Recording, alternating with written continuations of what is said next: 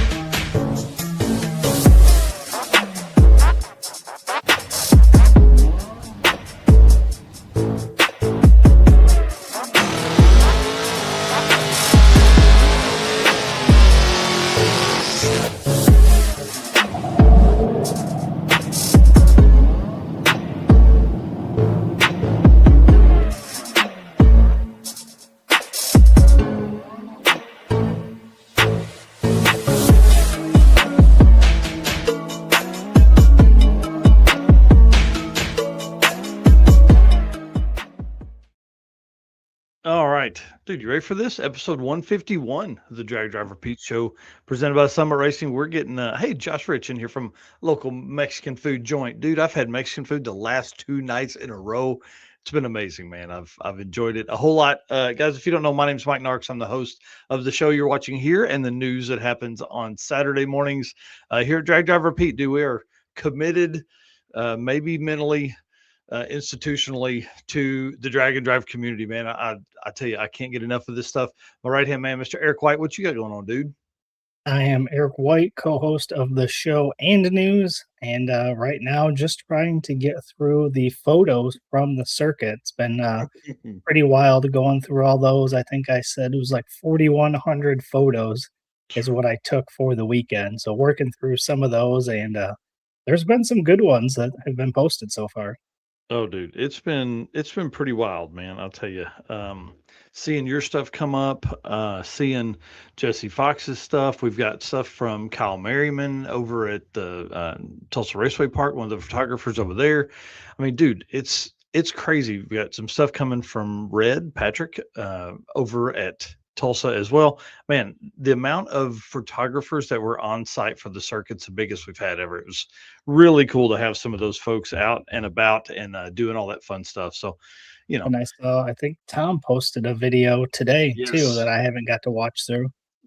I know. And dude, it's 31 minutes and I pulled it up at like 6:20 and I was like, I'll watch it before the show. There's no way. It's 31 minutes. And then Brian's been dropping stuff. We're on day 2 and the racer party video probably drops tonight or first thing in the morning with all the go-kart racing, and then we'll have day 3 come out tomorrow or Saturday or Friday or something like that. So been pretty wild, dude. Yeah, It's been busy. for sure. Well, you know how it goes. We can't do any of that stuff, none of it, without our race car friends. So thank you guys for being here tonight. We appreciate you guys doing all this stuff. And I know I keep looking at my phone, but we have a special announcement in the circuit section as well from Sick the Magazine. So it's going to be kind of fun. So just want to say thank you guys so much. Like the last couple weeks has been pretty wild for me. Family stuff's been off the hook. Events have been crazy. You know, I went basically straight from the circuit into my grandmother passing, straight from that into the throwdown in T-Town, which is one of the biggest events that Tulsa Raceway Park hosts. From that into the funeral Monday and Tuesday. So it's been like this whole 2 weeks of craziness here at my house and in my life. And so appreciate everybody, all the kind words everybody's said, all that kind of cool stuff. The only thing I want to say is my grandmother was a freaking badass lady. She's awesome, super cool, and we're gonna miss her a whole bunch. So I appreciate you guys. And I mean, obviously, I'm not done with all that stuff yet. We have a lot of stuff family side to deal with, but uh, taking a couple days off was nice. I'll tell you that much, just to kind of be away from stuff for a minute and spend some time in my own head. It was good. And then I woke up this morning in a lot better frame of mind. So I kind of worked on the show today, which was great. So it's kind of fun. So again, thank you guys so much for all you do for us over here. And of course, our sponsors, man. We can't do this without them. We can't host events. We can't do cool stuff. We can't go cool places without these. So if you guys are shopping, please hit up these sponsors, Summit Racing. Obviously, we have an affiliate link on our website, dragdriverpete.com. It's pinned at the top of the page for our affiliate link and all that kind of stuff on Facebook. Summit Racing is a big part of not us, but just the whole drag and drive community as well. Deechworks, of course, brought 2 cars to the circuit, broke both of them, which you know what that means. They're coming back. They're coming back with a Oh vengeance. yeah. Appreciate them sponsoring the racer party and all the cool stuff they do for us. Molly Motorsports drove all the way from North Carolina to come out and hang out. Driven Racing Oil. If you need your stuff to keep going, lubricated stuff and that green special oil, hit them up for sure. DDR10 is your code over there as well. Howard's Cams, of course. J-Wire Solutions, who's at the circuit. AFCO Racing Products, Performer Built Transmissions, Car Change 3D, Low Dollar Motorsports, your daily burnout sponsor. And of course, PowerTube TV, who lets us play some of our cool stuff over there. And we're actually editing down 2 videos because we can't fit it into one that they will actually play on their direct TV stuff as well. So it's going to be kind of cool having some circuit, videos over there. And of course, Racing Junk Classified. So if you guys are doing all of that stuff, go hit them up. But let's let Brian Loans tell us about Summit Racing. What does it mean to be built with Summit? It means you're hitting the autocross, drag strip, road course, trail, dirt, or open road with confidence. Because built with Summit means you're using parts from the top names in performance, priced to make your project affordable. And it's all backed by trusted tech expertise and blazing fast shipping. Summit Racing Equipment. Let's build it together. SummitRacing.com.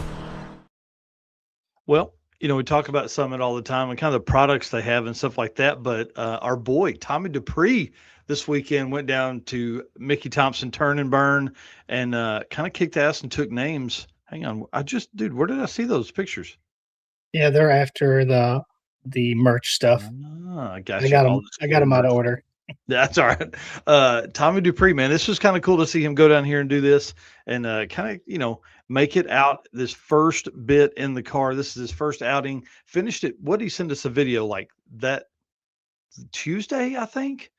Something like that? Something. Well, no, it was during the circuit, I think. Oh, okay. So like maybe Thursday. it was the Thursday before. Yeah. Dude, that's insane. Has the powertrain from the S10, which we know is fast. We're going to have him on in a couple weeks to tell the full story of this car. He's just at an event this week in Virginia. So naturally aspirated LS setup. I don't remember the transmission, but I think it's turbo 400. Dude goes out and runs low 10s first time out in the car. The car was running and driving before they sold the engine transmission out of it. He put his stuff in. So kind of cool. Yeah. I mean, he went from the Firebird, I think that was running 10s, the S10 to this. So pretty consistent as well. Yeah, and I think he said he's probably got a 9 in this thing or a really, really low 10. And then we were all texting back and forth, and Eric asked, like, man, what's the future goal? And he goes, I just want to enjoy it, man. Because he fought the S10 so much, he's like, I just want to have fun and do this thing. So Yeah, he got rid of the Firebird because it was too nice of a car to make it any quicker. And then he gets into the S10 and, like you said, struggles with that. And now he's got this car, which seems like for your first outing to go, I mean, he was fairly low 10s with it. So pretty impressive. And it seemed like it ran good. So, I mean, what more can you ask for? I don't know. It was badass. And then let's back up to these photos though, right here. And I think you're even wearing one, right? How about this baseball cap that we bought? How many we buy these? 25? And they didn't make it through, I think, day 2 of the circuit. And I didn't even get me one. So I'm going to jump on summitracing.com and order me one because I think I need one of these. Yeah, they're pretty nice. I will say that I bought some stuff called, oh man, pet guard or something. Travis Wise had told me about it, and I sprayed this thing down before I put it on. So it's supposed to help with the sweat. You know, all of our hats end up discolored. So we'll see. Oh yeah. Hopefully this one stays pretty fresh. Yeah, I think you're probably better off to just order two. You know what I mean? Like have your work hat and then have your nice freshy fresh. That's kind of what I've got on tonight is a new Molly Motorsport hat that like Adam gave it to me during the circuit and I was like, awesome. And I put it in my truck and I know he was like, wait, why wouldn't you put that on? And I'm like, dude, it'll get faded and sweaty and all that kind of gross stuff. So well, while you're in there, grab you one of the Drag Driver Pete hoodies and t-shirts as well. And you can look just almost as cool as Nico Christofri there on the right side of your screen there. All right. Let's move on to some Drag Driver Pete updates. This is going to be a fun one here. We have some cool stuff happening. Big shout out to Robert Young and Velocity Motorsports in Tulsa, Oklahoma. He has stepped on board or came on board to sponsor he's going to be the title sponsor for both the 2-lane throwdown and the Route 66 roundup. This is kind of exciting. He's a local shop here, or not shop, like performance parts there in Tulsa, Oklahoma. So this will be kind of fun. He also races at Tulsa a whole bunch and has been bitten by the drag and drive bug and is like, let's go, let's do this thing. So June 20th, we're actually going to route down to his shop. We're going to have like some drinks and snacks and stuff like that in his parking lot, and then go find us a place to eat and all that kind of cool stuff, and then come back and do all the things here. So that'll be kind of fun. Just want to say shout out to him and all the hard work that this is going to ensue for him. He has no idea what he stepped off into as being the title sponsor for this, but seems like a super cool dude. Raced at the throwdown in the 6.0 index in his street driven S550 Mustang, I think what it is. So pretty cool, man. I'm pumped. And then pretty sweet. Yep. And then 2-lane throwdown, more news for that.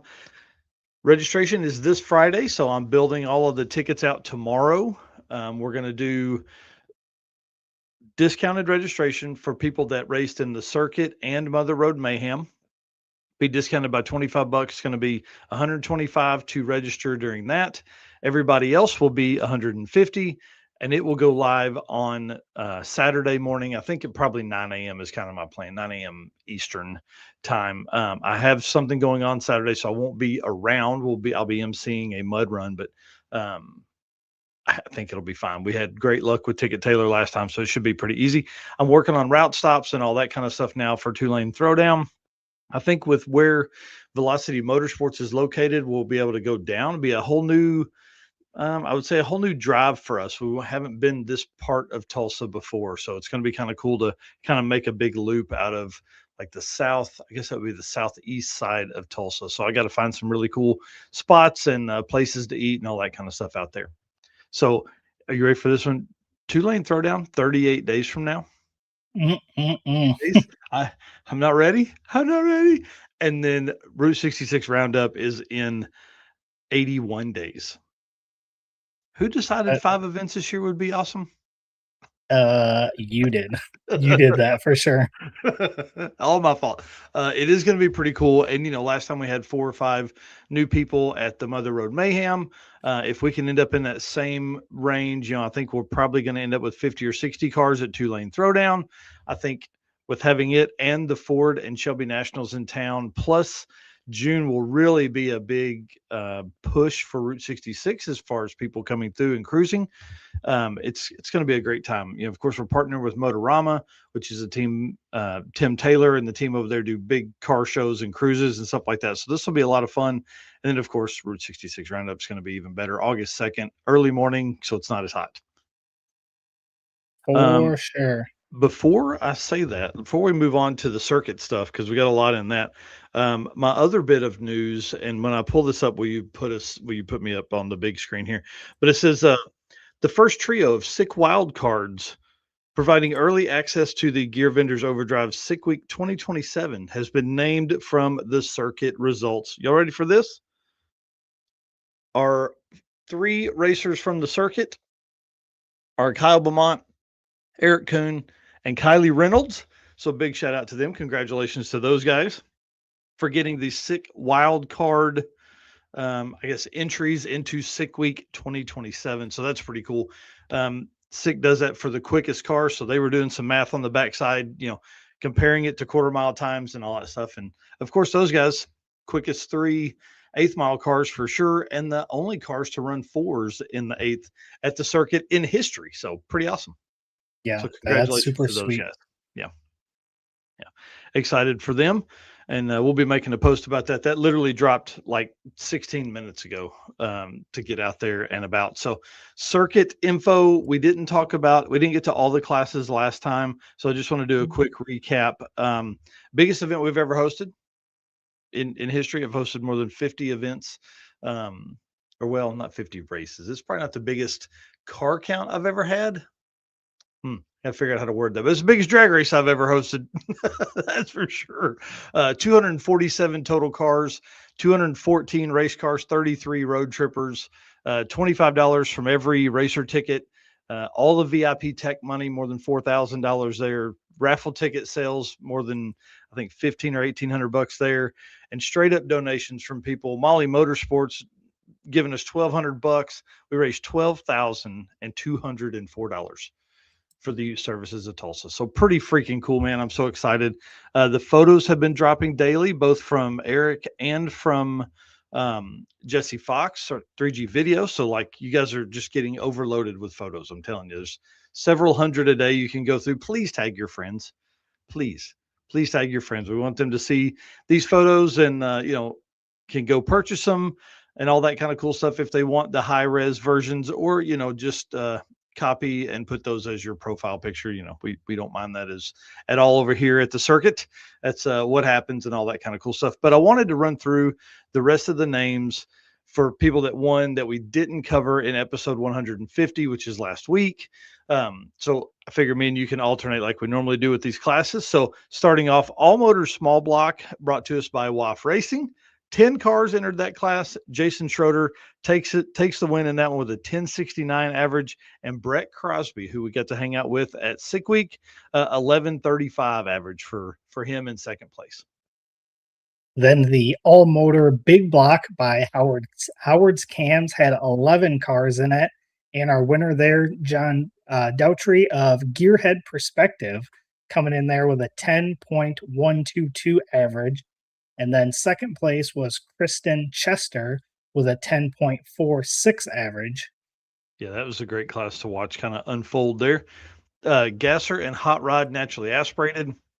This was a class I said in the driver meeting, if we can get 6 cars, we'll go ahead and do a class that's just naturally aspirated.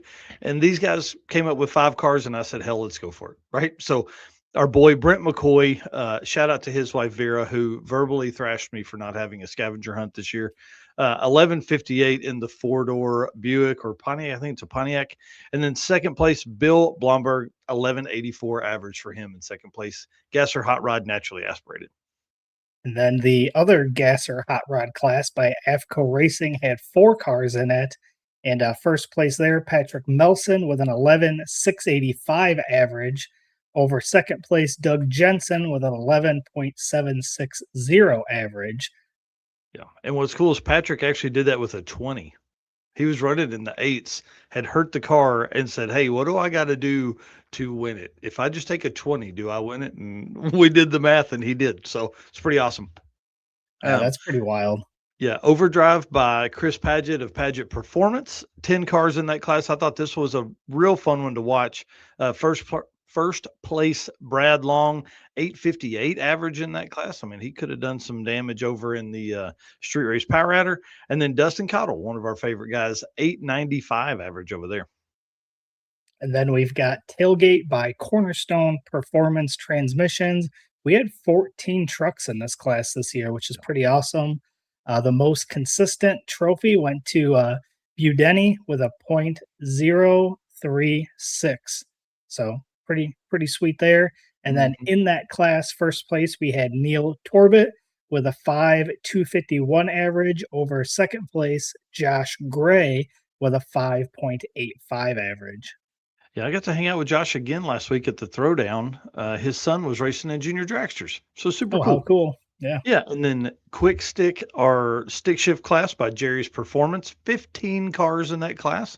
Big shout out to them. Chris Holly took the win in that class with an 1191, and then Roger Morrison, all the way from North Georgia, drove the car up 1244, and then drove the car home. Average over there. So pretty awesome to them. Appreciate all the racers and stuff at the circuit. We're still going to be covering some of the stories. I'm trying to work through all that stuff now. Now that I'm back, it's we're gonna spend some time every day kind of putting all that stuff together. So thank you, everybody. We're only getting started. I'll tell you that much. Yes, sir. All right, man. Tell us about some driven racing oil stuff. All right, let's hit the ad read and we'll get into it. Hey, it's Brandon from Fort Smith, Arkansas here. Driven Racing Oil is a performance engine oil that can do it all. GP1 is the ultimate oil for any race or performance application. Whether launching hard at the drag strip and during the extreme heat of off-road and circle track, or pushing the limits in top-fueled drag boats and demo derbies, winning racers choose GP1. Compatible with engines from classic hot rods to cutting-edge race machines, GP1's unique surface cleaning and high zinc formulation ensures superior wear protection, particularly for flat tappet camshafts, while solving issues like cylinder washout with methanol and ethanol fuels. Crafted from the legendary Bradford, Pennsylvania base oil and enhanced with state-of-the-art additive packages, GP1 offers the best in protection and performance. All right, so first bit of news here up in the Driven Racing Oil section. Actually, before we get to that, can't forget code DDR10 for that 10% discount on drivenracingoil.com. Anything on their website, oil for the season. You've got degreaser, you've got the speed wax, they got assembly lube, they got all kinds of stuff over there. So if you're shopping over there, use code DDR10, get you that 10% discount. So first thing up, this weekend, we have the NHRA Street Legal event at Joliet Drag Strip, Route 66. We're going to have Bryant Goldstone's going to be there again, Alex Taylor, Tom Bailey, and a bunch of other racers there. Running through the schedule here real quick. On Friday, we've got the Peak Streetcar Shootout time trial at 12:30, and then a second one at 6:15 in the evening. Then on Saturday, we have another time trial at 11:20 a.m., and then we get into the first round of eliminations at 4:25 p.m. On Sunday, we do our semi-finals at 2:45 p.m., and then the finals at 4 p.m. So if you're in or around the Joliet, Illinois area, be sure to head over and check this out. You can watch some NHRA racing, plus see this streetcar shootout, the street legal drag and drive stuff, which is, I did it a couple years ago, and it's pretty awesome to watch. Oh, man, I got to get up there for that one. It is super cool. And then looking at our May events, we did wrap up the Mickey Thompson Turn and Burn, which we'll talk a little bit about here in the next segment. Then up next, we have Back to the Streets. This is in 7 days, May 20th through 24th at Bunker Hill in Brown County. Obviously going to be an awesome event there. Again, 7 days. Doesn't feel like we're almost to the end of May already. No way. No way. Then we go into Drop the Hammer, which is May 28th through 31st at Mid-Michigan Motorplex. That's only 15 days away. And then rounding out the month, the Sick Speed Fest, also May 28th through 30th at Beach Bend Raceway, again, also starting in 15 days. So within 2 weeks, we're going to be done with all of our May events already. Man, that just seems weird. It does not seem like that should be possible. And then we roll into our first busy month of the year, June. Running through these quick, we got Street Weekend, June 4th through 7th.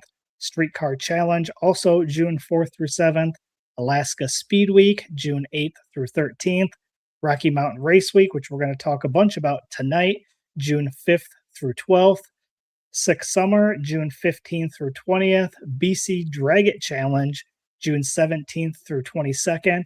The two-lane throwdown that you talked about earlier, June 20th.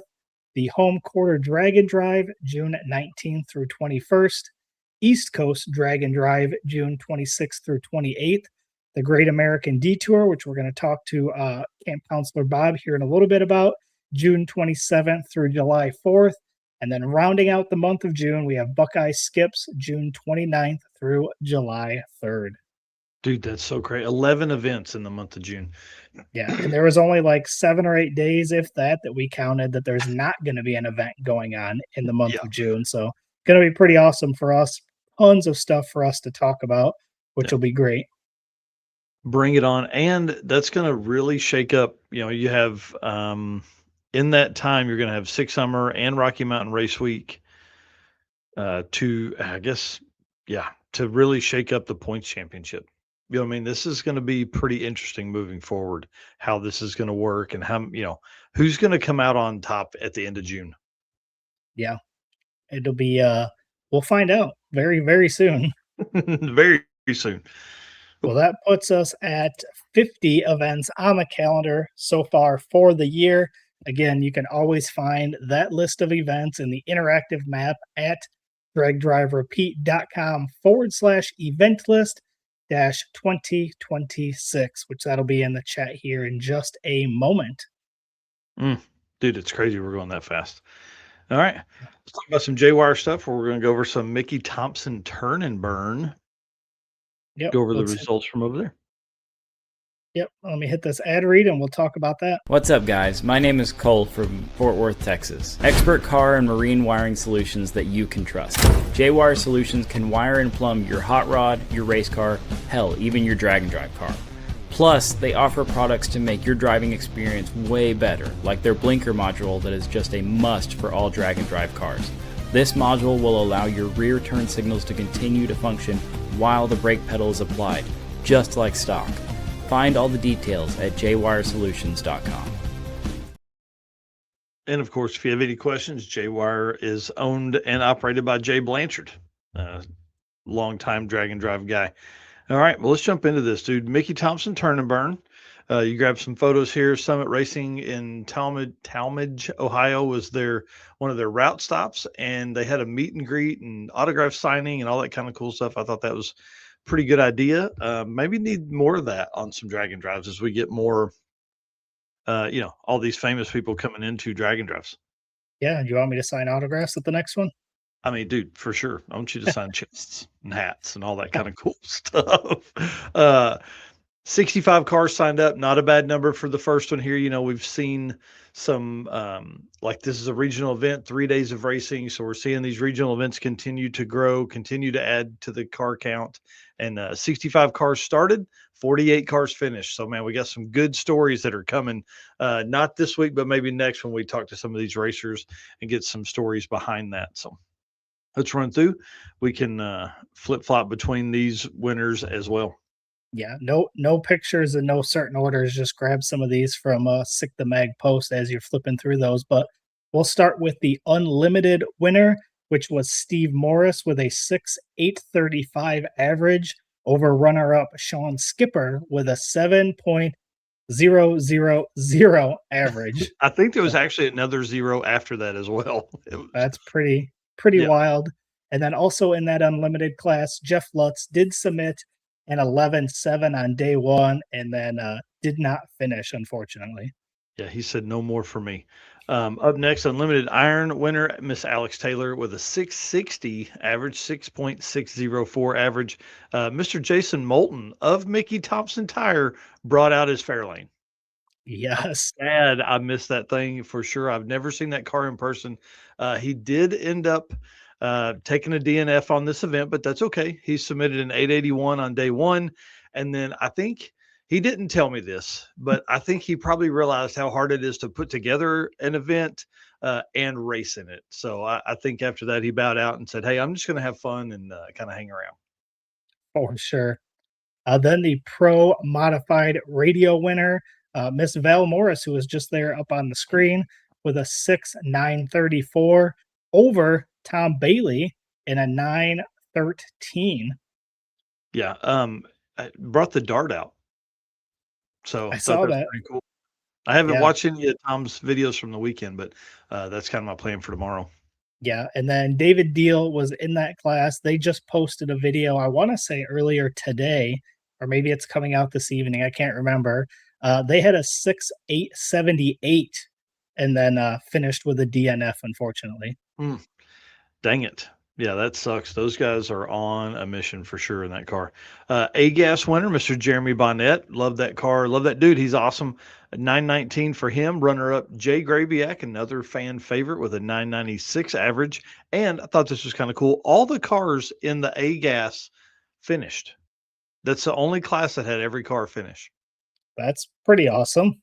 Yeah. B gas winner was Sam Beresford with a 10.819 average over runner up Mr. Mike Heston with an 11.606 average. Yeah, big shout out to Mike Hess and Bucket List Mob over there doing big things.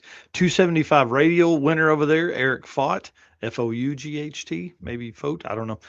83 Cutlass. I don't remember that name from other events, but I'm gonna do some research on that. Run a 862 for the weekend, and then runner up Rick Russell in the Little Red Express with an 863 average. So right behind him. I mean, less than a tenth. But big shout out to Tommy Dupree, who ended up third with a 1016 average. And then Cole Reimar is another name we see a lot in the Purple Mustang in fourth place, 1033 average. And then sadly, this was the one I was really looking forward to, Mr. Bill Spangler in the FUB. This was the debut of the new Godzilla build. Sadly, DNF'd on that. Going to get the story on that tomorrow. Probably do a quick write up or something like that. So sorry, man. I hate to hear that. That's a super cool car, and I know he'll get that thing fixed and figured out. Yeah. Then we go into the Pro DYO winner, Miss Morgan Evans, with a 0.009 spread. So pretty awesome there. Yeah. Runner up for that was Corey Pant with a 0.028 spread. And then another one here, third place, Mike Reimars with a 0.052. Yeah, I was excited to see Mike move into the Pro DYO class. I think he did that at Sick Week too. That car currently holds the record for the quickest average at Hot Rod Drag Week in the SME class, like a 10:03 or something like that. So pretty awesome. DYO, of course, to dial your own, which is how I feel like this is probably one of the best ways to figure up your your most consistent racer. So Sick does this. They of course powered this event, and so that means I think they probably brought in their team and stuff, and also brought in their rules. So DYO winner Todd Taylor, are you ready for this? 0.001 spread, 3 passes, 11,908, 11,907, and 11,908. Bro, That's pretty awesome. That's insane. Runner up Mike Turner, longtime friend of the channel here, 0.008 spread with an 11,752, 11,759, and 11,600. And then third place Mark Frazier, 0.01 spread, 10,005, 10,008, and then 10,015 for his final one. And then the top 8 cars in DYO had less than a tenth spread across 3 passes. That's pretty wild. Yeah. So big shout out to them. Big shout out to Mickey Thompson for really going in and taking the plunge as far as hosting an event and doing all that kind of stuff. So 65 cars, great way to start this. And then of course, 2 days of test and tune ahead of that. I wonder if that kind of cost them a few people out of the 17 or 18 that didn't make it. Because people were leaning on their stuff in that first few days, trying new tires and all that kind of stuff. So again, big shout out to them, and shout out to Jason Moulton for a guy that has done so much for the sport, always on the starting line, always willing to help people figure out the right tire or pressure or whatever for their setup, and out here doing all of it for everybody. So kind of cool for them to host an event. And then Corey Pant here, runner up of the Pro DYO class, said I did all of that with no gauges and no tack. Bro, that's awesome. That's that butt dyno right there. Yeah. To have that kind of spread. I just wonder, Corey, tell us how many passes it took to get there. Well, cool. Well, again, big shout out to J-Wire and all the work and help they give us here at the channel, and been messaging back and forth with Jay to get more videos for the J-Wire Solutions YouTube page. So we should see some stuff hopefully come from the circuit and all that. Oh, Sweet. wow. 15 passes. Oh, wow. That's pretty cool.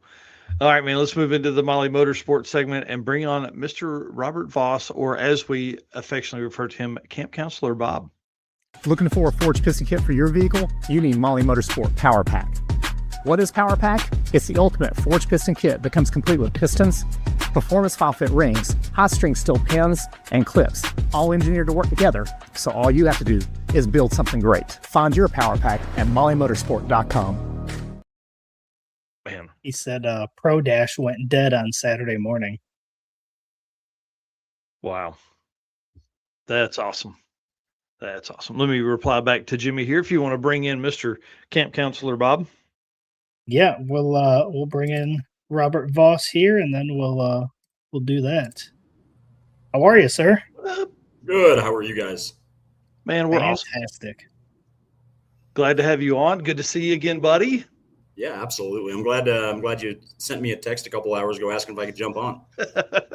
Hey, Eric and I were messaging back and forth, and we weren't going to have a second guest on tonight. But I was like, man, I feel bad not having somebody on to talk about fun stuff. And you've got fun stuff from the circuit and, of course, your upcoming Great American Detour. So I feel like you were great for this tonight. I'm excited about this and appreciate you doing it on such short notice, literally like 3 hours ago.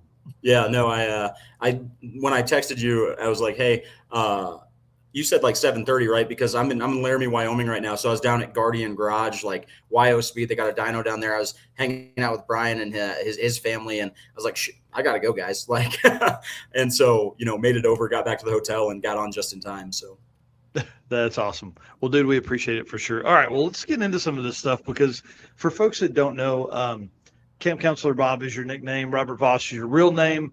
And dude, you came on board last year to do the camping stuff for the circuit, and it was a success last year.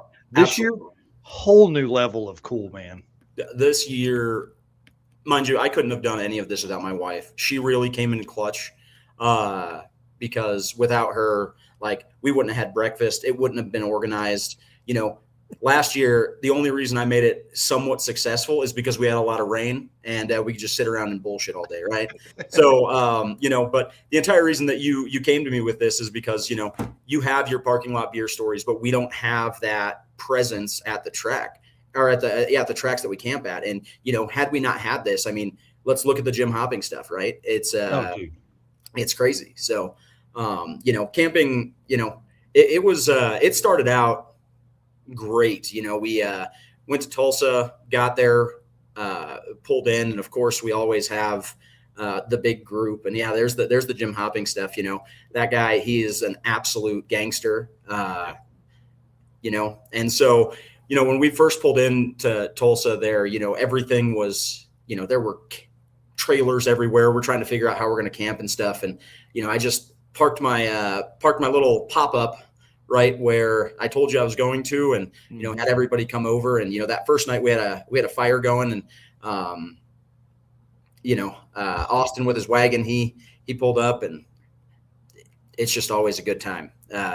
He brings the wagon. It's always a good time. And we had Clint Cantu there, and Josh Reich, and Dalen Cox, your typical campers. And then Jim Hopping pulls in at 10:30 at night with the sound of our people, the big block just thumping away, and no one can definitely sleep when he pulls in with that thing. And so, that was a good start to the camping. And then that next morning we, decided to get a fire going again and cook some breakfast. And, so my wife made enough breakfast. I think we fed all the campers. So it was like, I think right around 20 people just in total with campers, awesome. Huge trays. So, yeah, I love this program, dude. And I love that a guy that's as awesome as you is running it. You know what I mean? Because there's no way I could manage that and do what I was doing, and you've taken it and it's become your own thing, man. You've done and it's fun. I'm a terrible spectator, absolutely terrible spectator, but I can come to these, I can come to your event, and I can be the camp counselor and not have to worry about racing, just being on the starting line, helping people out. That's what it's all about. It's your event is the most fun drag and drive that I've been to, and I've never raced it. It's awesome. That's awesome. Josh Rich, you're saying the first night was rough. Fire extinguisher went off in my camping trailer. Yeah, unfortunately, I didn't get to see that, but there is a picture in there that Dalen sent that you should have, and there's like, fire extinguisher dust just kind of in the wind there coming out of his trailer. Oh, I was trying to figure out what that was. I thought it was just like a super cool smoke. Oh, I didn't bring it over. No. Yeah, no, that was the fire extinguisher dust. But after that fire extinguisher debacle, Josh didn't even come over and say hi. He just went to bed. Nope. And so by myself. The only disappointing part about this entire thing is that we didn't make a Waffle House trip. Like, that was I'm gonna have to make that mandatory next year, because last year's Waffle House trip was probably the most fun. It was a good time, dude. We took that place over. Yeah. So we did 2 of them, or I did 2 of them. I don't know. I don't think you did either. Did you, Mike? No, I didn't hit one that weekend. Well, there you go. I hit one for each one of you guys then. Yeah. And so I guess, one of the funny stories is, so we cooked breakfast that morning and we let the campfire sizzle out, and I poured my, water from my cooler on the campfire.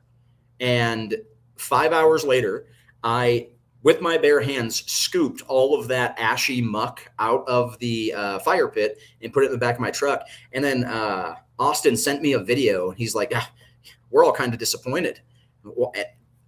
The plastic dumpster is just on fire.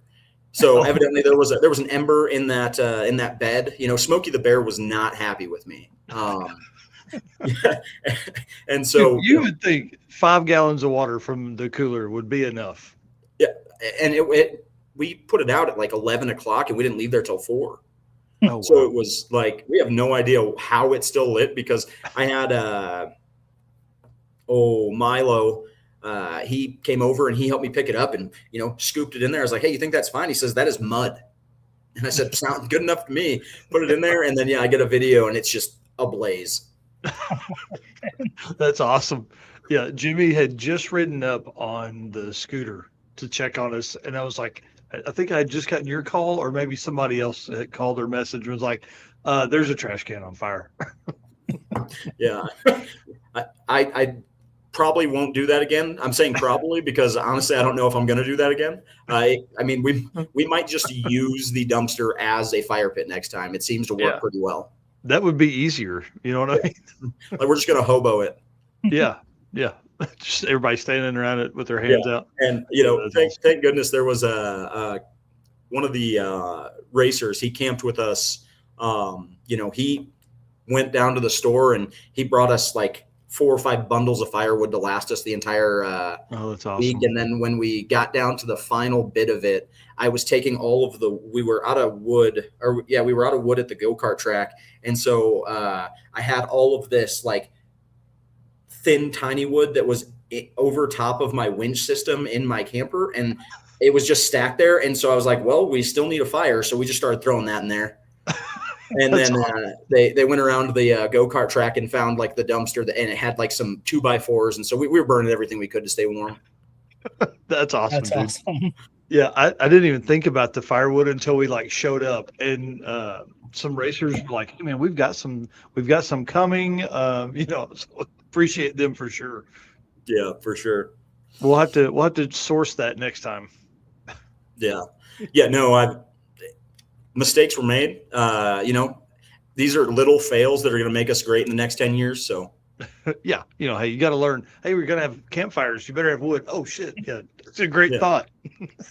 Yeah. And, so Thunder Valley, you came around and were just handing out snacks as well, which was perfect. Oh. I was in the perfect spot for that because I was in need of snacks that moment that you come rolling by. So that was awesome. Well, tons of snacks from Loves.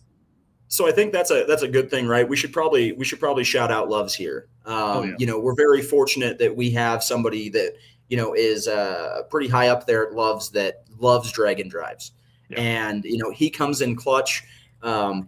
Comes in that morning and he's just, Camp Counselor Bob, I got boxes for you. And he opens up the back of his Durango and I'm just like, I have no idea how 13 of us are going to eat all of this.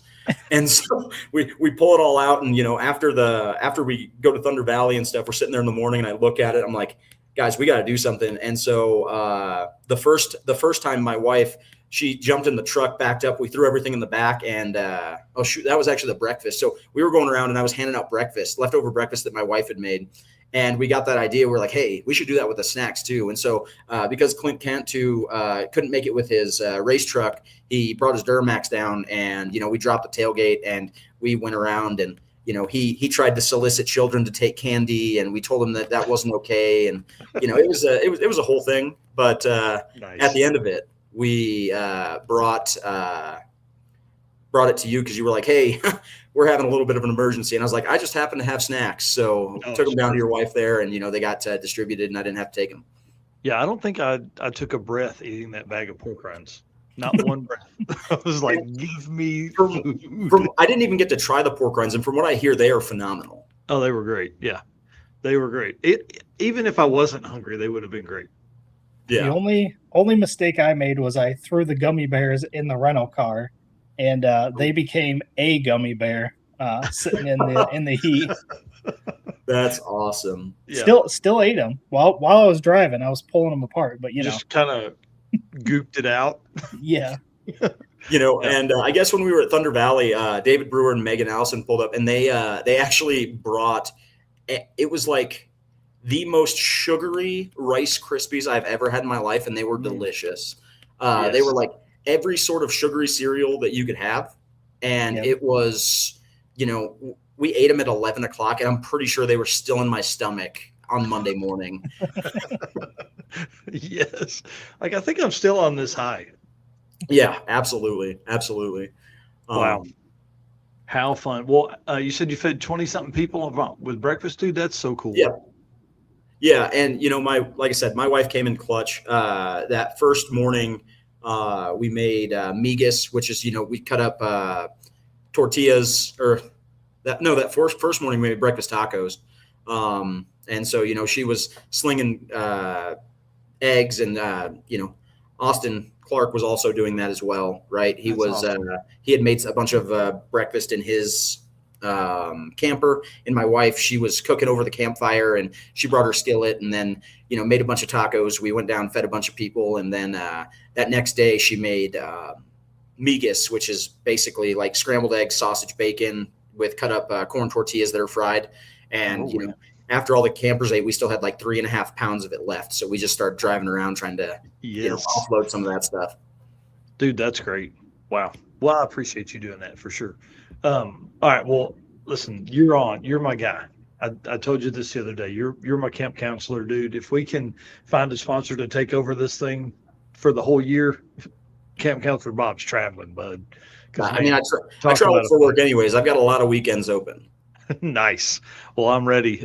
So if there's any sponsors out there that want to take over the Camp Counselor Bob program, let's do it. We're ready. Because, man, I think it really adds to the drag and drive lifestyle. I think there's a lot of people that probably chose to camp this year that normally wouldn't, simply because we're pushing that so hard.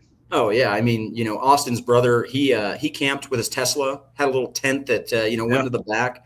And then, on that last night, we definitely need to talk about the, the engine pull story. Definitely. But yeah, no, it was just a good time. And I hope that it continues to grow because, it's camping at the racetrack is taking a lot of cost out of drag and drive, right?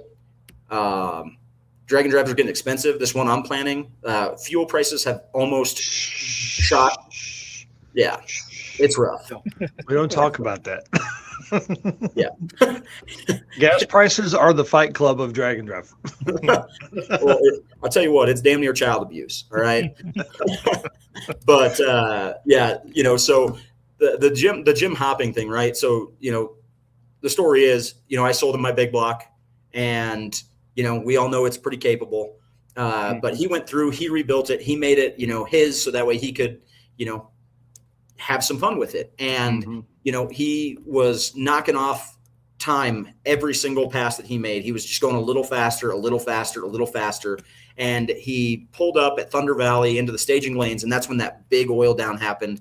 And so he shut it off, and he's sitting in the staging lanes for 2 hours, and he goes to fire it up, and there's no oil pressure.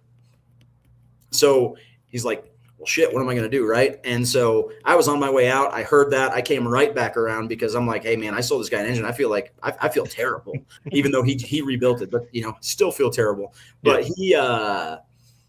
we pull up there, and he pulls the oil filter apart and cuts it open. He's like, it doesn't look too bad. And I was like, well, do you need anything? He says, no, you can get out of here. We'll see you at the go-kart track. And, I was like, I don't know what they're going to do, but they're going to see me at the go-kart track. What he ended up doing is he drained the oil, and he scoped inside of the oil pan, and he noticed that the pickup tube had fallen off. Mm-hmm. And so, what does a gangster drag and drive driver do? You take as much oil as you can, and you fill it up past the rail, so that way the oil pump can just suck straight from a reservoir of oil. And you drive it with it cavitating the whole way to the next destination. Yeah. And that's what he did. And him and Aaron, they were thinking about quitting, right? They're like, hey, this is an expensive engine. We really don't need this. But when I heard it, I went up to the owner of that go-kart track. I was like, hey, do you guys have a cherry picker? And he's like, yeah, we've got one back in the back 40 somewhere. And so they threw me in the back of their pickup. And mind you, this thing is clapped out. I am sitting in the back of this thing, and this guy that's driving it does not care that I am in the back of this truck. No, he is just bahaing through. He was having the best time. Oh, I thought I was going to die. We pull up there, we pick it up, and we put it in the back. He says, I don't have any ratchet straps, so I'm going to need you to hold this in. And he did not slow down. No, not ever in any of his life has he slowed down. And so, Jim here, I'm going to pull the messages up just because it was great, but I was checking on Aaron and Jim, and I had said, I was like, hey, are you guys going to make it? And he's like, yeah, we're coming down the interstate. We filled our oil pan all the way up. We'll be there. And so I said, I've got a cherry picker being delivered right now. And he says, he's not really feeling it. I said, it's sitting at my camper as we speak, just in case. He said, all right, we changed our mind. We're on our way. Do you have concrete? I said, right in front of the camper. And, they were like, yeah, thanks for keeping us to the spirit of it. And nice, in and out in 5 hours. I had a flux core welder that I brought, and I was like, I don't know, I don't really want to weld something in flux core and put in an engine, but you got to do what you got to do. And so he pulled the oil pump off, and we went into that go-kart track shop, and I just kind of tacked it together, just so we wouldn't get, first off, they were mad because they thought I was going to burn their bench because it was a rubber top bench and they didn't really have a place for me to weld. And I didn't want to burn through anything. And, I don't know if you've ever welded with flux core, but BBs go everywhere. And so I didn't want to get into the pickup tube. So kind of tacked it together, made a couple beads and stuff. And then I think I spent more time cleaning the flux and the BBs off of the oil pump than I did welding it. So as they're getting stuff prepped, I'm sitting over there with a pick after Jim had already done it. And I looked, I was like, I welded this. I don't want to be liable for it. And so I'm sitting there just scraping BBs out of this thing. But yeah, it was, the engine was in and out in 5 hours. Wow. That's awesome. That's awesome. So did it break the big block Chevrolet? Is it like a bolt that holds it in? It break the bolt or something? So they're typically pressed in, but in like a, high RPM, and it's actually just a good practice is that you weld the pickup tube. You just do a tack on the pickup tube into the oil pump. And then it has a bolt that has a bracket that holds it up. Well, with, a solid mounted motor, a lot of vibration, that pickup tube kind of wiggled and then it cracked and broke at the mount. And so we had to bevel that a little bit, weld it, and then tack it into the cast. And flux core tacking, steel into, cast is not great. But, that's awesome. From what I understand is he made passes the next day and made it home. So, yeah. How cool, man. That's so fun. And like to be doing that, I think night 2 at the racer party, the only thing that could have made that better is if he was doing that like at the go-kart gate. You know what I mean? Because dude, I don't know how many people, if people made it all the way down to check on those guys, but man, they were having a good time. Oh, and we have the best community, right? Like people asking, hey, do you need anything? Hey, I've got this in my trailer. It is a 3-day drag and drive, and we have people acting like it's, sick week or, Rocky Mountain Race Week, and we're 1,000 miles in. It's just the camaraderie around these style events is what drives the people in. And it's what's going to continue to grow the sport and the thing that we love. Oh, for sure. All right. Well, thank you for all the stuff you did for the circuit. Thank you for the cool stories. Bro, tell us about the Great American Detour. All right. So we are, I don't even know how many days away we are. It's right less now. than 50. I mean, and I don't even have a running car. We're 45 days. Yeah. Wow. We're 45 days away from the Great American Detour. Gas prices have doubled. I know we're not supposed to talk about it, but 6,000 miles is a lot of money in gas. But I've put my heart and soul into planning this event. Yeah. The first day we have a pizza food truck that pulls up. They can cook 100 pizzas an hour. Oh, wow. And so they it's all thin crust. They come out of New York. I've got them guys showing up. The hot rod or the world famous hot rod farm. I said, hey, I'd like to do this. You guys can invite some people if you want. So what they decided to do is they are going to have a car show at the same time, and they're bringing in a couple of their bands, a couple of their friends' bands. They're going to have a whole PA system, and they've got tables set up for us, and it's going to be great. Those guys have been pretty well accommodating. I just called them, said, this is what I want to do. I can pay you. They said, no, don't worry about it. Just show up. How cool. And, from there, we've officially have 4 tracks that we are racing at, right? So we have enough tracks for it to technically be a national level event. Oh, yeah. Oh, for sure. Right. So it'll be the hardest national level drag and drive in the history of ever. Yeah, it will be. It will be. And I'm excited for it. I've got a lot of cool people that are doing it. And, without them, there's no way I could. There's Daniel Baisley. He drives a F-150, typically does sick week and stuff. He has been the heaven send for this. Like if I'm busy at work and he's on an airplane, he's sending out emails to vendors. He's sending out emails to tracks. Without him, I don't think I could have got this done. That's so cool. And, he's just a racer. He's just volunteered. Hey, anything you need to help. And honestly, the entire group has been great. Mm-hmm. My sponsors have been great. We've got BTR, we've got Summit. I mean, Summit's great. Disorganized Grime, they are just a group of racers that help events, and, they put $3,000 at it. So it's like, awesome. We have such a phenomenal industry and people that are partnering with me to bring a unique event that no one's ever done before. Mm-hmm. It's really heartwarming. Yeah, it should be, dude. And it deserves support. I mean, this thing is awesome. And so, it's great, right? I reached out to Beaver Springs, and Mike McCracken there, just said, hey, this is my plan. I sent him an email of everything. He says, that sounds great. We can't wait for you to be here. So we're going to go join their Test and Tune as our first track. From there, reached out, and we actually got a hold of, it used to be Killcare, but it's Durana in Xenia, Ohio. That's going to be our second track. It was going to be Bunker Hill, but that was a very long drive to make after racing all day. We would have had to drive like 6 hours overnight to be there at 9 o'clock in the morning to make passes. Yeah. And so we cut that distance quite a bit by being able to go to Durana in Ohio, and that also adds another state to it. Mm-hmm. So we're going to be racing in there. They've got a program, but he's going to race us. We're going to go out first, and then he's going to race us in between rounds. And then, if we want to join the program, he said, the more, the better. And then from there, we are making our way to Wabash Valley, and I rented that track, and it's a slick track. Those guys have been great. Pretty excited to go there. And then it's the hard part, right? Like the first few days, it's going to be hard because you've got track with 500 miles in between or 280 miles in between. Yep. But then you have a 1,200 mile leg to Albuquerque. Come on. And so you've got, 2 days to get to Albuquerque, and it is through, Oklahoma and the panhandle of Texas, through New Mexico. And then we got to be there from 10 to 6.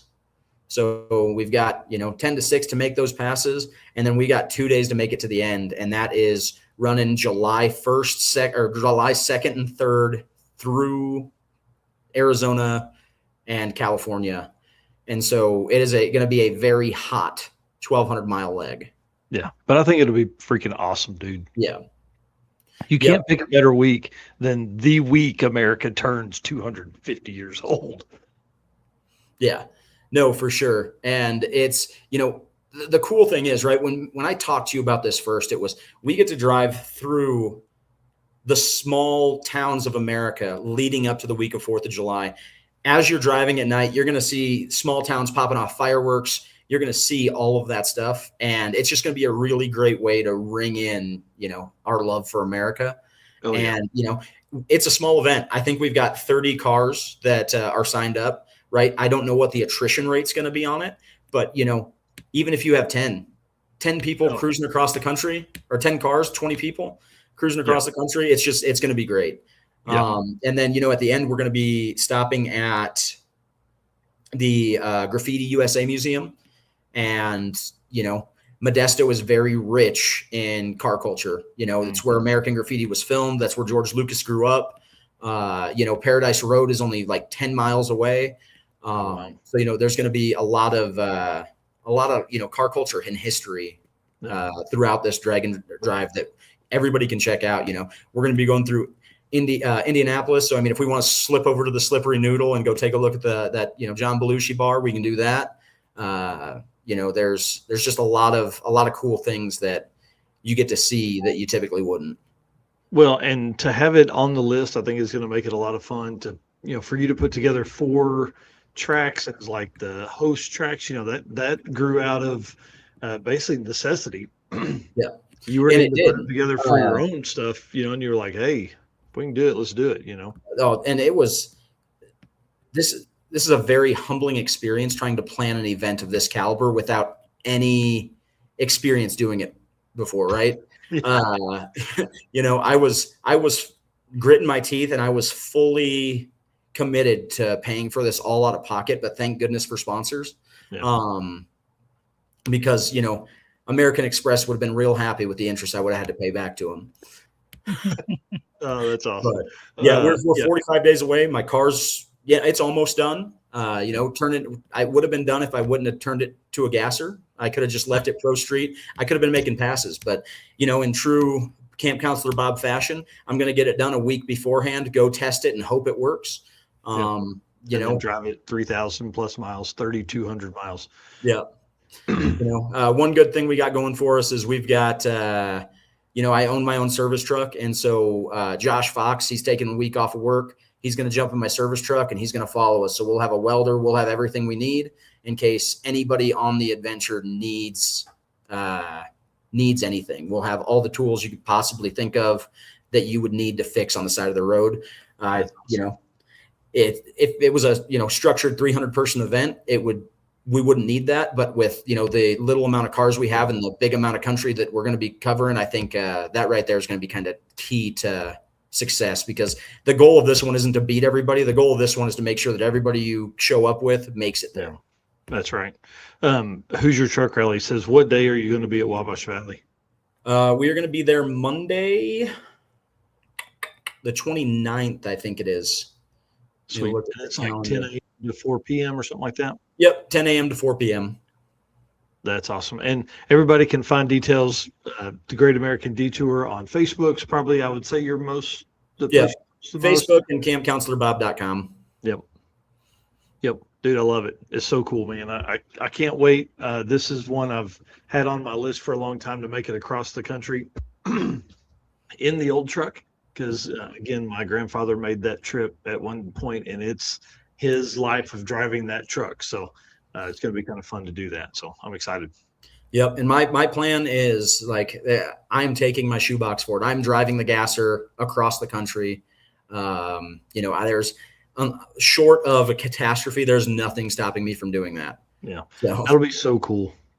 It'll be so cool. All right. We got to go. We got Matt Frost backstage, and got to talk to him about Rocky Mountain Race Week coming up, which you have some good experience with Race Week and Rocky Mountain stuff. So, Matt Frost events are some of the best I've ever been to. So, I can't wait to listen to him from backstage. It's a whole different experience back here. Well, dude, we appreciate it. Again, guys, campcounselorbob.com, the Great American Detour on Facebook. Get you all kind of details. June 27th through July 4th. The most American way you can spend America turning 250 years old is with Robert Voss right here. All right. I appreciate it. Love you guys. Bye. Thanks, buddy. Thanks, Love man. you. Dude, I can't wait. That's going to be insane. Oh, it's going to be Insane. pretty cool. Yeah. I definitely hope that there's lots of people recording their adventure across that for us at home to see that, because it's going to be pretty awesome. Yeah, I think Jesse Fox is just going to go live the whole time. Like, he'll be live for 187 hours. Dude, bring it on. Whatever it takes. Yeah, Brooks here saying, how y'all affording to take that much time off work? Man, Brooks could definitely benefit with some sponsorship for sure. That dude is fast, on a budget, and man, I love his car too. Yeah, Brandon Morey says, really hope this happens again. Cannonball meets Dragon Drive with a tubbed Maverick and a Pro Tour Pro Street Pinto wagon. Yeah, and I think kind of what the plan is. Let's bring Bob back on one last second. This is like a recurring theme, right? You're already planning 2027's. Yeah, you know, I tell people I'm not going to do it again. I already have a plan. I've already reached out to a track for a starting point of 2027. The only thing I'm going to do is I'm going to try and make it a little bit later in the year, just because I'd like it to be a little bit cooler, but I'd also, you know, I don't want to be stacked on top of, you know, such great events, right? Like a few of the people that are joining mine had to miss Rocky Mountain Race Week. And, you know, that's kind of heartbreaking, because when you have Matt Frost, who puts on an event that, you know, you have people that get the same status of, you know, he looks at people as people and not, hey, these guys are fast, they're bringing me racers. You know, it doesn't matter if you're in a 14-second car or if you're in an 8-second car. If you show up year after year, he honors that. And the fact that, you know, a few of these people can't make that event because I put mine on top of theirs, it really kind of ached at me a little bit. So I'm gonna plan it a little bit better next year. Gotcha. Well, and dude, listen, the Great American Detour, the trip you're taking that week is a key week. Yeah. I mean, and it's not on top of, it's just in the same month. So whoever is doing both is going to need to start saving up on some time there. Yeah, but, sure. Okay, bro, appreciate you. Thank you. All right. Thank you to Molly and all the support they provide us over here at Drag Drive Repeat. We appreciate them. Best pistons in the game, whole ring kits, all the stuff. And of course, for Molly Pistons going in Eric's Dragon Drive car, but also big shout out to them because the Lowrys won the Molly Motorsports Power Pack raffle kit and did that the day after they broke a ringland. So perfect setup for them in that regards.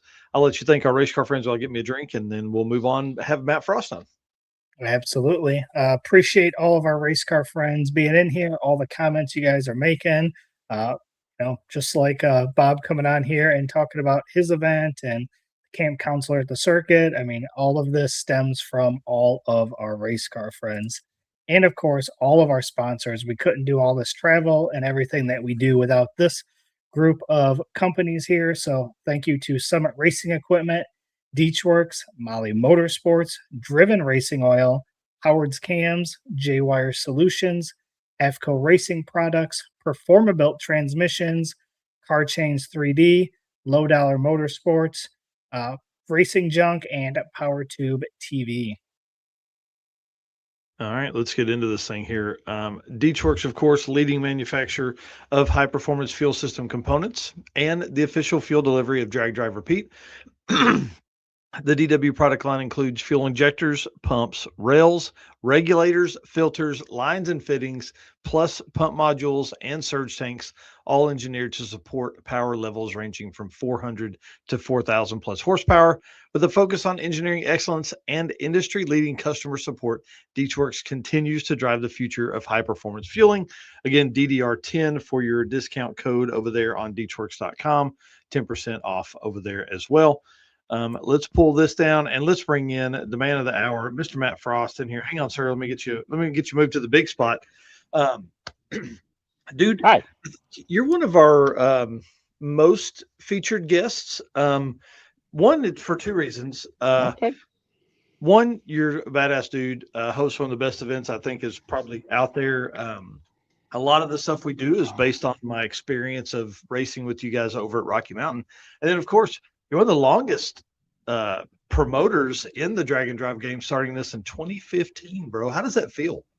It's pretty crazy. It's pretty crazy. I mean, It is you think about that, especially, even just coming off Omega Week. Like, if you think about all of what we've done it's pretty wild. Like, I don't know, it's kind of surreal. If you would have asked me, I would have never told you that, this is where we would be, and that we even, let alone one event, two events, and continuing on the way we have. So it's pretty cool.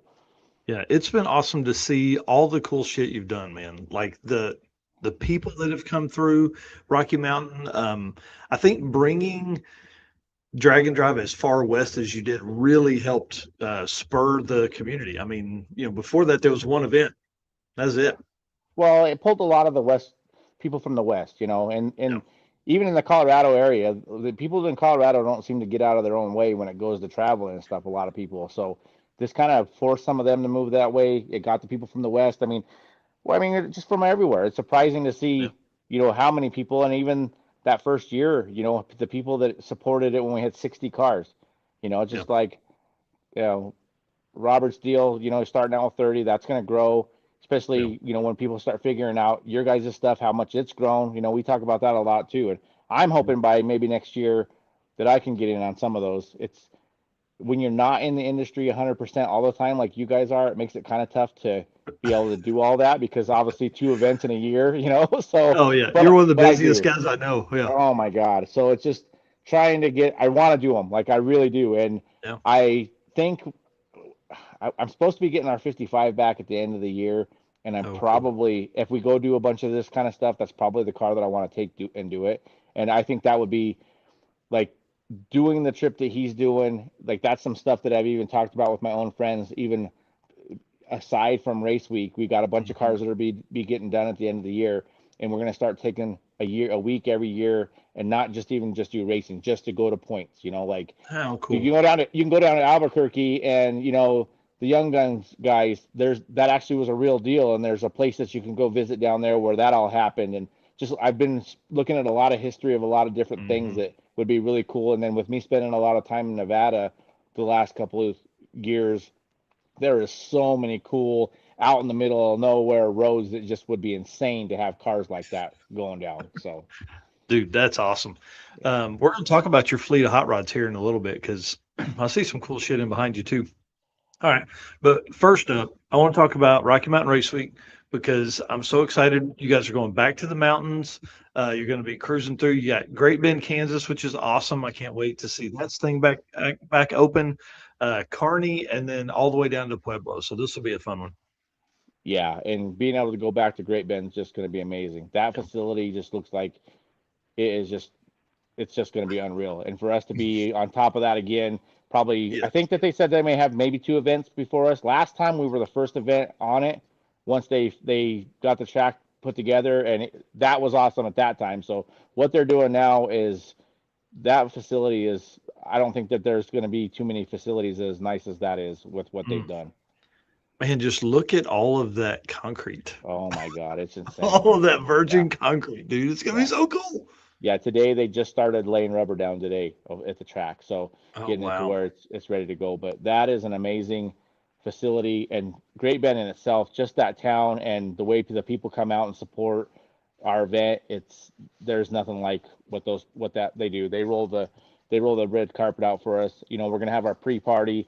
That basically they're shutting down one of their main streets right in front of the brewery. The brewery's gonna do some stuff for us. I'm trying to figure out if we can get a band involved or not, but basically we just get to fill the whole street with hot rods and the people. And I imagine this year, with it being so long since they've had a track out there, I just look for it to be flooded with people just trying to get out and just have fun with us. So, well, and especially, I mean, dude, you're talking about bringing in 250 real deal streetcars, what I keep saying for the circuit. I mean, but dude, there's like circuit stuff was fast, but it's like a whole new level for Rocky Mountain. I mean, you guys have done an incredible job. Well, like we don't always get all the fastest cars, but it's just, we're right in that mid range of we just have a lot of really cool stuff, and the variety and the different, and even just too with just even the young kids and stuff that get to come along with that, I think that draws a lot of people into it too, just to see who's coming. And we have the Allsups, they drive that Mustang from California and they leave like 3 or 4 days I think ahead of time and cruise here. And one of the kids is always the one that's driving it, and Dad helps out. That's just for us, that's what it's about. We do miss out a little bit on some of the faster cars. They don't want to do the trip and they don't want to climb the mountains or whatnot, but the real people that we have and the families and stuff that come along for this, that's what it's about. Really, for me, that's the true grid of what all these events are about anyways. Yeah. And dude, getting back into the mountains this year, I think is going to really, you guys have been here like Tulsa and Oklahoma City and stuff like that the last few years. Being back over there, I think the mountains shots, again, you have a great event. I think we're going to see a whole new level from it, just because there's going to be so many cool shots because people have been wanting that back so bad. Yeah. Well, it's just amazing. I mean, when you come from here, when it's 100 degrees down here and you go up there and it drops 30 degrees from here to there, and you get that relief of, 60 to 70, or sometimes it can even be down in the 50s and 60s, depending on what time you hit. It's just amazing. Like and just the weather and, even the little bit of showers that you get, it's some pretty spectacular things. And when you really think about it and you sit back and you think about being in the hot rods that you can be in and being up in the canyons of the mountains, there's nothing like that. Well, and it just takes me back like we did. When was race week at Bandimere? 23? Yeah, that was our last year, I think. Yeah. Up there. We did an 80-mile drive day because we were at Bandimere twice. It was an 80 mile. Dude, it took us 8 hours to do it because we were just looking at, like, I rode with Jesse Fox and we just hung out at like one route stop for 3 hours because there were so many cars and views and all that kind of cool stuff that was coming in.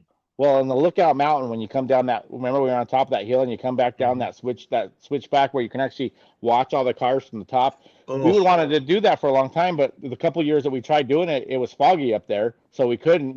That's a serious climb right there, and to be able to do that stuff like that, that's what it's about. Yeah, well, and that's what I'm so pumped about this. Again, I feel like the difference that we've seen in the community, even in just the last 3 years, this is going to be a whole new level. And I can't wait to do the nerdy math shit after the run and see how many new folks came because of this. So that'll be cool. There definitely is. I mean, Mega Week kind of shook things up just a little bit. There was some people that it didn't work out for them because of how we laid it out. So I think that you're right. There's definitely, from what we've seen, there's quite a few new people that are going to be involved, which is awesome. And it'll balance itself. It was crazy is it did balance itself out. Like, I was really worried because I honored the people prior to Mega Week that couldn't come in and the people who were at Mega Week. And, I always am like, it's going to work itself out. Like, one of these days that's going to bite me in the butt doing stuff like that. But it did. It really just worked itself out the way it was supposed to. So, just keep rolling with it, I guess. That's awesome. Yeah. Hey, there's nothing wrong with getting bit by having too many cars. Right. I'll tell you that. And obviously we've been able to prove that we can actually pull off a lot of cars. So even if we had a little extra, it wouldn't have been that big of a deal. I think we kind of finally realized that, hey, we can do some of these things and we can get through it. Obviously there's nothing you can do about oil downs and weather, but for the most part, we do pretty good and we usually get it pulled off somehow. Dude, Mega Week was incredible. As Richard Brewer, the Dirty Panda, said earlier, it broke him. I think he meant that it broke him mentally. He was ready. He's like he's hooked on drag and drive now. He can't get away from it because of Mega Week. It was pretty incredible, but I cannot imagine trying to put on something like that. That's absolutely insane. So I am glad from this side that you are back to sanity for this year. It went really, really smooth though. It did way. Yeah. It far exceeded my expectations on how well we did with it. But what's wild about it is it seems like it's been forever since we've done this because we did it at the beginning of last year. I'm like, man, I can't wait. We actually get to go see people again and hang out and whatever. It was nice to have that break because we got to do some other racing and stuff. But then you're like, man, it's been a while. Yeah. Oh, for sure. Eric in here saying race weekend was a good time at Pueblo. Looking forward to getting back there. Yeah, that's a really fun track. Yeah, the race weekend was super fun, and basically I plan on doing it as long as 1.0 does really good and we're good financially wise, I'll probably plan another one. It'll probably be close to like when 2.0 is in the October area, just because you'll see more of the trees changing and stuff like that. But we had so much fun, me and June, and it was just fun. It was fun for us to be able to get in a hot rod and go cruise with everybody. And it was kind of like back in the old days when we first started this, when you could actually race and cruise with the guys. Yeah. People have asked me, hey, when are you going to get in the seat? I'm like, dude, you can't. You have no time. Like you can, if you want everything to burn down around you. Sure, you can. Yeah, just don't worry about it. But it ain't going to be there probably next year because people are going to they'll be lighting you at the torch or something. So. Oh yeah. I can't believe that guy was racing out there. We spent 2 hours in the lanes. Yep. Yeah, people don't understand. That's the part which people don't realize is there's so many things that we're spending our time putting out fires, and they're not big fires, but that's what makes the difference between a good event and an okay event is you have to be on top of those things, and you got to get on top of it and you got to get somebody to simmer down if they're upset, because then that just everybody's mood changes, and then sometimes I get upset and my mood changes. So whatever, it is what it is. Melissa jokes that she's going to put a balloon on me so she'll know where I'm at. She's like, don't let that guy get out of my sight. That's awesome. Yeah, that's the way it goes sometimes. Well, let's talk about one thing people hear in this. You talk about Great Bend, Kansas. You talk about Kearney, Nebraska. You talk about Pueblo, Colorado. What kind of mileage are folks looking at as they come into Rocky Mountain Race Week? So generally, it's crazy because we've had some times where it actually landed right at 1,320 miles. It's been 1,400 miles.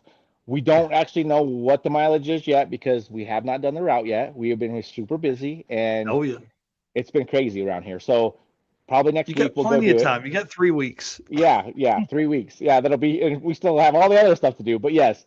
And on top of that, we try to wait. Really, try to wait because it's such a long drive that one year we did the route 2 weeks before we were supposed to come, and Highway 14, they didn't just take one lane out of it to pave it.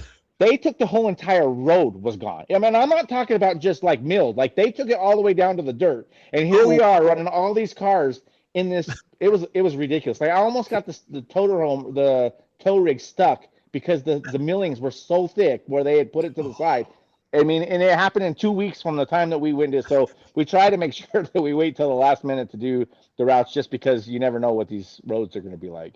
That's awesome. So now in that case, are you reaching out to volunteers trying to, hey, if you live up near Kearney, can you run this 200 miles of road? Or no, we're going to do the whole thing ourselves this time. Wow. Me and June are going to get in the truck and go. We have done that in the past. It does okay most of the time, but I want to try to get us out there during the week so we can actually get to some of these places we want to do the stops. We have quite a few prospects, right? But it's just a matter of what routes we go that is going to decide whether we stop where we stop. The one that we know 100% that we're doing is we are stopping at Mark Williams on the drive what day from Kearney to Pueblo. We definitely will be doing that. There's some stuff out in the Nebraska, Kansas area that we have prospects, so we just have to get the route figured out to make sure if we're going to. I don't want to get everybody too far off the path just because it is so far of a drive. Yeah. I think Kearney to Pueblo is like 400 or something like that, right? Yeah, and it's going to be probably something like that because if you think about it, usually we stop at Bannerman and then we split that. So this time we're going to try to kind of cut it across a little bit, so it's going to save a little bit of time, but you're still going to end up back out up in the mountains and come back down. So it's a journey, but for those that don't know, we have drive days. Like this isn't just you're done racing and you got to try to get there the next day, which we used to do that. Like you used to have to make it from one place to the other, and it was brutal. I drove my own my Nova, and we did that. It was definitely brutal especially if you started having problems. But since then, we've done drive days. And then the other thing that's different about this than you see at most events is we drive during the day and we race at night. And I love that. We do that for several reasons. I mean, one reason is there's not a time that I can remember that you drove all day and then got to the track and was like, man, I'm just too tired to go race my car. Because you're not going to do that. The other way around it is when you go there and you race your car and then you got to get in the car and go drive it, you get tired as you're driving. So and the other side of that is I've spent a lot of time in the middle of the night waiting for business to open to get a part. So when you're driving during the day, you generally can find somebody that's open, a shop or whatever, and you just have. And people are like, well, that doesn't make sense. You're you got less time. Well, you don't. The hours are the hours, regardless of which way you do it. It's just you got a lot more hours where you have daylight and places open during the day. Well, and I'll say this, Steven and his co-pilot Blake, they'll typically race and then they'll drive, say halfway to the next track at night because you're on that level of adrenaline. I like the racing at night from a promoter standpoint, and Eric and I are even talking about this, like trying to figure this out for next year for the circuit, because it allows for more people to come in, especially during the week when, like a national event like what you're running. You need that, 10 a.m. to 4 p.m. on a Tuesday is tough for folks, but 3 p.m. to 11 p.m. is great. One, for spectators, but two, the track gets better. Dude, how many times have we seen somebody hang out all night long and then go a PB at the end of the night because the track is good, because it's got plenty of rubber down. But then two, the temp has dropped 28 degrees and now the DA is great. Yeah, you got the best of both worlds, where when you start in the morning, you only got a very small window, and I mean, it's right, the hours are hours, so but it's still, you have more options as it gets cooler in the evening with the better air and the traction, versus you can stay later if you just want to hang out and wait the time to get it done, versus you may only have until 11 o'clock or even 10, 11 o'clock, and it may be too hot for you to get that pass that you wanted, the one that you really wanted in the daytime. Yeah, definitely. All right, so last question for this segment. Can people show up day zero? Can they just show up and tech? I'm gonna say we've never turned anybody down. I did one time. We might have turned maybe one person down. I went to go turn somebody down one time, and they started walking away, and I chased after them and brought them back because I was super upset that I was going to turn them away. So, and they've been with us ever since then. So, yeah. So, and that is one of the struggles of drag and drive racing, is like we really are limited to a certain car count based on the staff we bring, one, but then two, track setup. If you have too many cars, we've all seen what that does. So Lena, we don't like that. We don't want that. But as you lead into the next few weeks, folks, get on the wait list now. That way, one, they have your info, so it's easy to move you up to a racer spot. But then two, get your car ready. Be ready to race is what I'm going to say. Like, don't use that as an excuse. If you were going to go to Rocky Mountain, you didn't get on the list. Get on the wait list and get ready. Well, and in the last probably 3 years, we almost pretty much always make it completely through the wait list, because people just don't prepare themselves to get that phone call. So we just keep going to the next person. And we all know this, this, and pretty much anybody that has anything to do with drag and drive promotion, you can almost bet that you're going to lose somewhere between, if I had to guess, 10 and 12% is not going to show up, just because and they're not going to tell you. No, I've done it. They're just going to, they're not coming. You thought you were going to have that car done. Time got away from you, and the next thing you know, it's just not done, and you don't go. I've signed up for stuff, and it's happened to me. It's happened to everybody, and it happens every year. But there's, I think the only years that, and when I did, I think, have to turn that person down or whatever, and I went and chased them back, that was probably in the COVID time, where everybody was home, so they got their cars built, right? So everybody had their stuff done. Like, there was no excuses because you weren't working, you were at home. So. But since then, I think that there's always been an opportunity for people to get in. I can't always, we can't 100% say if you got 100 cars show up, well then, you're probably going to turn somebody down. But realistically, you usually see maybe 8 to 12 people show up at, the day of, and they're coming. We're taking you. So. And one of the cool things, sorry, this will be the last part of the segment, I promise. One of the cool things that is, if you do show up and you do race with Matt, you're there on day one and you tear your shit up, you get veteran entrant next year. So you get the first crack at it the next year, which, I mean, dude, I love that. I think it's one of the greatest things, and it's why we do it at the circuit. Like, it just continues to build the community within that event. But it also, like, then hey, if I'm going to take a week off and I'm going to do a drag and drive, I'm going to Rocky Mountain because I know I've got a spot. Well, that's it. It's strategy on our part. I mean, that was what the beginning of it was, because you're sucking them, you're sucking these people back into it. Like, they're going to want to do that so they don't lose their spot. That's smart on our side of it. But not only is it that case, like, it's not just about that for me. The other part of it is you're not just number. Like Robert was saying, you're not just a number. Like now you have the opportunity. You can work on your car all year and build your car and get it faster and do whatever. And you've got that spot to come back to. Plus, on our side of it, what I look at it is the biggest part is it creates the culture of our event. You don't have a flood of people who don't know how this works. You know, you have other people that can teach them and show them what happens. So all those things are true together. Like it's just a huge way to keep everybody involved and just to keep the culture, and it's awesome. I wish that more places would do it. Oh yeah, for sure. All right, big shout out to Deechworks. Just want to say thanks to them again. Brought 2 cars to the circuit, both of them broke. These guys are coming back in 2027. I can tell you already. They want redemption, and then of course sponsoring our racer party. Without them, the go-karts wouldn't happen. So appreciate them and all the support they give us. Next up, Performer Built Transmissions, best GM transmission builders out there. Eric, if you want to do the ad read, we'll move into some fun stories. All right. Performer Built is the official transmission builder of Drag Drive Repeat. At Performer Built Transmissions, their goal is to engineer and build the toughest transmissions on the planet. Performer Built doesn't just rebuild transmissions, they systematically re-engineer each model to eliminate OEM flaws and to achieve the highest levels of performance. That is why they say their transmissions are not just built, they are Performa built. So in here, we're going to talk a little bit about some fun stories. I think what's the first thing you have in here? You want to talk about the Kyle Loftus and 1320 video stories? I think so. I think that'd be fun. Yeah.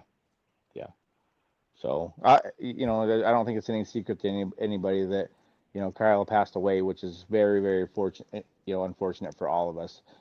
He was a great advocate to me to continue to keep race week going when in the first years when it's not a fun story, but it is what it is. There was a couple of years where I was losing my business. Things weren't good for the oil field and stuff like that. And so I didn't know if I was going to be able to afford to keep doing it. And the sponsors weren't, we didn't have a whole lot of sponsors. I was funding a ton of it and I was about ready to give up. And there was several times that Kyle called me and said, "Hey, just keep doing what you're doing. This is going to do what it needs to do. You got to hang on with this or whatever." So he was a big force. And, fun wise of it, I'm super happy that those guys, it was a few years ago when they ran his car, all of the 1320 guys ran that car. I mean, they ran the wheels off of that thing, and it was awesome. I'm so happy. You don't realize at times when things happen, they happen for a reason, I think. And you learn this as we get older, that when you look back at things, you're very grateful that things happen in a certain way because of an outcome that comes on later on in life. And that was one of those things that I can go back to and think, those guys had some really cool moments with that when he had his Audi and he ran that. Those are the things that probably, besides what he's done for the event and what that does for the people, the videos and stuff like that. But the times that they've had actually fun competing in the event, I think that's pretty awesome. Dude, they thrashed that thing. I think that was race week 23, right? Like, yeah, I think it was. Yes, thrashed that thing. Yeah. At one point, I think they looped it around. It was late in the evening, but I think they looped it around like it had to be 4 or 5 times, and they were all standing there. They were all getting content as the next person drove up. They would all run back to the lanes, swap drivers, pull up, do a big gnarly burnout, and then make a pass. And like all the whole 1320 team were standing there to do that. It was really cool to see that go down. It was. Yeah, pretty awesome to see that. I feel sorry for that car, but those guys did awesome with that for sure. Yeah. Man, he really was a driving force. Just the coverage provided from 1320 for race week was great. Especially the early days, like when you had 100, 150 cars, like, doing what they did for just drag and drive and Rocky Mountain in particular, like capturing all of that fun stuff. That stuff we'll have forever. You know what I mean? It is. YouTube going anywhere ever. And I was honored that, he allowed us to put 1320 on, as our title. I talked to him and I'm like, we don't have a title sponsor. You guys put a lot of time and effort into what we do. Can we use you as our title sponsor? And that as long as they wanted to be a title sponsor, that was what we were going to do. And so that was my kind of way of, I was honored, and then also kind of felt like that gave back to them for what they did. But I don't think sometimes they even really understand the impact on like even the kids and stuff like that, what that did for them and how many stars came from the Dragon Drive because of their videos. I mean, and all of what we have as far as drag racing goes. I posted something the other day. Besides a national event, NHRA, a lot of what is today is because of what they did, what he did, and I, it's unfortunate. I can't even wrap my head around why things happen the way that they did, because, it's something that probably nobody will really ever wants to talk about. But the reality of it is you can have everything going on in your life the way that you think that it should. From the outside, everybody can look at that, but people still fight with things. And I think with any of us, especially you, Kyle, I'm big about that stuff. Like, we take a lot of things to heart. It wears on us probably more than people realize, and everything looks great from the outside. But when you think about sometimes like how we end up feeling about things because we do things because of our heart, like, it wears on people. And I'm not speculating on why anything was that way. I'm just saying you really sometimes you got to think that everything always looks good from the outside, but that doesn't necessarily mean that's how people are on the inside. Yeah, for sure. Yeah. Yeah, those guys racing, man, what just a cool experience. And like, your time with those guys was pivotal in their coverage as well. Like, they were figuring this whole thing out. They had done Drag Week since 05 and all that kind of stuff. But like, this was a whole new way to cover the sport in spots that Drag Week would, Drag Week's never been that far west. Well, just look at how just the craziness of what it would take to edit everything and get it out in the time frame that they did, because you're traveling, it's just wild. And, and something that even was a way back, it doesn't have anything to do with this, but we were at Vegas for, this was like way early on. He'd bought a van. Kyle bought a van for their guys, and we had rented some vans, and we were at Streetcar Nationals, right? And burnouts were being done with the vans, like burnouts to like where there was no rubber, like the ground was gone because the tires were gone. And it was after that there was, I'm pretty sure that he had made a deal with basically those guys were not allowed to ever do burnouts in his cars anymore because everything was tore up. Like, everything was tore up. So, but it's just amazing to see how you're right.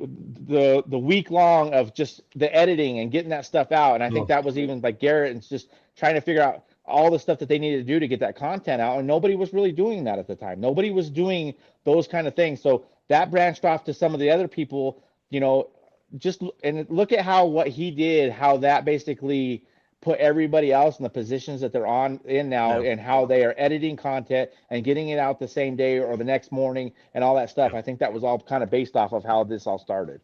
Oh yeah. I mean, the days of you going home and editing after you get to the house are over. It's just, I mean, that's why we hit Brian. Shout out to Brian, our video editor. I mean, he'll be working on this stuff tonight, while we get done with this. All right. Let's talk about some fun stories from Rocky Mountain Race Week experiences. The first one that's up here is Mr. Jason Hurley swapping engine in the Lowe's parking lot from the twin turbo big block in the Firebird to a carbureted motor that came out from under a bench that was in an RV. One of my favorite stories of all of Rocky Mountain Race Week lore. Well, he's always done crazy stuff like that. I mean, the bearings that they've rolled, I mean, that was wild. And it's what's great is that's, I think, my favorite part of that, not only that they did it, but just the fact of that when people really pay attention and see where the gray areas are in rules. Listen, all rules have gray areas. And if you can figure out the gray area of a rule, by all means, and at least for me, do whatever you think to do, as long as it's within the gray area and it's not like actually breaking the rule. And he did exactly that. And I'm sure there were some people pissed that that's how that went down. But I mean, how are you going to be mad at somebody that took that much time and effort to, I mean, you're talking everything. Like everything had to be swapped over. You're not talking like this is just we're changing this motor for that motor. Like you had to think about how you were going to do this, what exhaust you were going to use, all of it. I mean, it's pretty awesome. Yeah, flip the manifolds over, bit some tubing up to get it out the car. No mufflers on a bone stock 454 with like a 600 CFM carburetor for 400 miles. It was pretty awesome. Yeah, could you imagine breathing all that nasty? I mean, it ain't tuned, so you're just raw fuel, just breathing that the whole entire way. Sounding like a tractor going down the road. Oh man, it definitely did. And then had the converter from the turbo setup in it, and like that hated its life. He said it was so tight it was barely even stop. Oh, good times. And we've had some pretty great ones like that. Right, I think it was the first year, Bob Ruppel, Big Block Bob, he lost a motor just outside of Pueblo, and there's a little cafe out there, and there was a place across the street that had a hoist, and they found some way to get a motor. I think it was a motor. He completely redid the motor. We've seen the Wilsons. They've blown up. Those guys have blown up some stuff. Oh, dude, big time. There's some stuff that's come out of junkyards that they've stuck their finger in there and swiped the rocks and dirt out of the cylinders and the intake and thrown the stuff together and got on their way, rear ends, trannies, the stuff that these guys. And that was what I was concerned about even our first year is people going to do what the drag week guys do? Like, I'm like, there's no way. They're going to break down. They're going to load them up. They're going to go home. No, it wasn't like that. Like once everybody started getting rolling, nobody was going to do that. It wasn't happening. Oh yeah. Red Hat Motor Swap Club. Yeah, exactly. And I'm a very big advocate. I will goat you until I can get you to do something if I think that it's possible for you to fix it. If you see me come by your camp and you're probably wanting to give up, you probably just prepare that you're going to fix your stuff because I'm pushing you to fix it. So. Yeah. Yeah, you're a bad influence. Jason Hurley said, I wish I would have thought to put an externally balanced flex plate on it, though. Oh, it vibrated just a tad.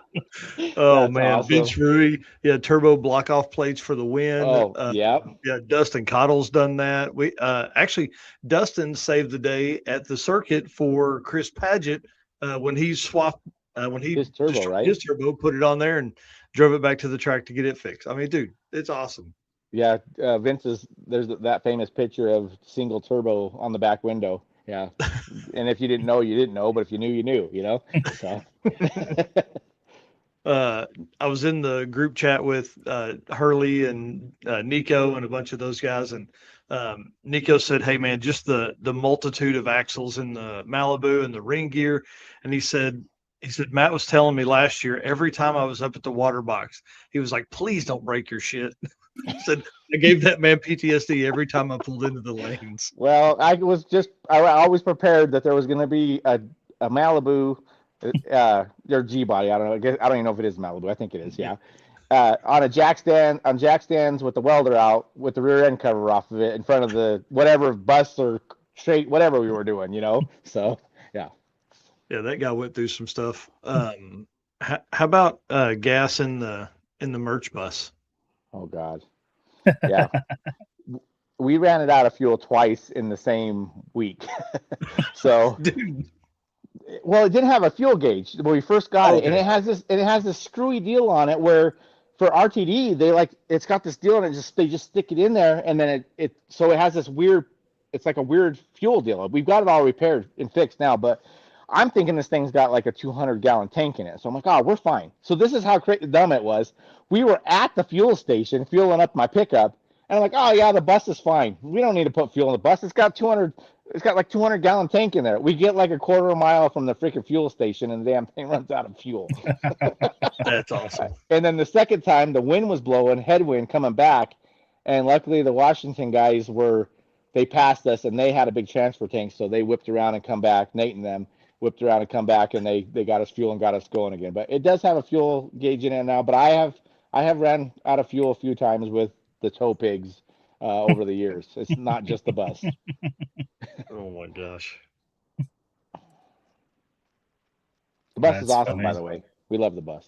That's pretty cool. Listen, you've motivated me with the bus. I really, man, I've been deciding on what to do, and I think that's one of the best moves. Yeah, it's cheap. And the thing you got to think about is if you get it from like RTD or one of those places, the maintenance program on that is excellent. They don't have a choice but to have it maintenance the way that it needs to be done. All I can tell you is don't put any electrical stuff in the bus. Don't mess anything with anything electrical the day before or the week before you leave with your bus, because it will cause you problems. We have had several times we've changed something and we were here for hours trying to figure out what got screwed up to get the bus to work again. So don't do that. That's awesome. How about some?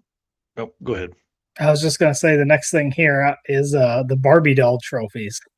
Oh, yeah. So those might come back. We are thinking about next year maybe doing a comeback of those, but a better version of that.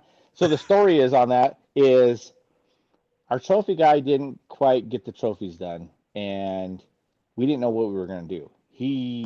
They were wet and they didn't turn out good, and he was on his way to deliver them and was in the back of the truck trying to put them together while he was painting them. I don't know what happened, but for some reason they didn't get done, and we didn't know what we were doing. And I'm just beside myself. I'm like, what are we going to do? So Janelle, my stepdaughter, June's daughter, she's like, Barbie dolls. And I walked away. I'm like, whatever. And I walked away, and then I'm thinking about it. I'm like, wait a minute, Barbie dolls. Okay.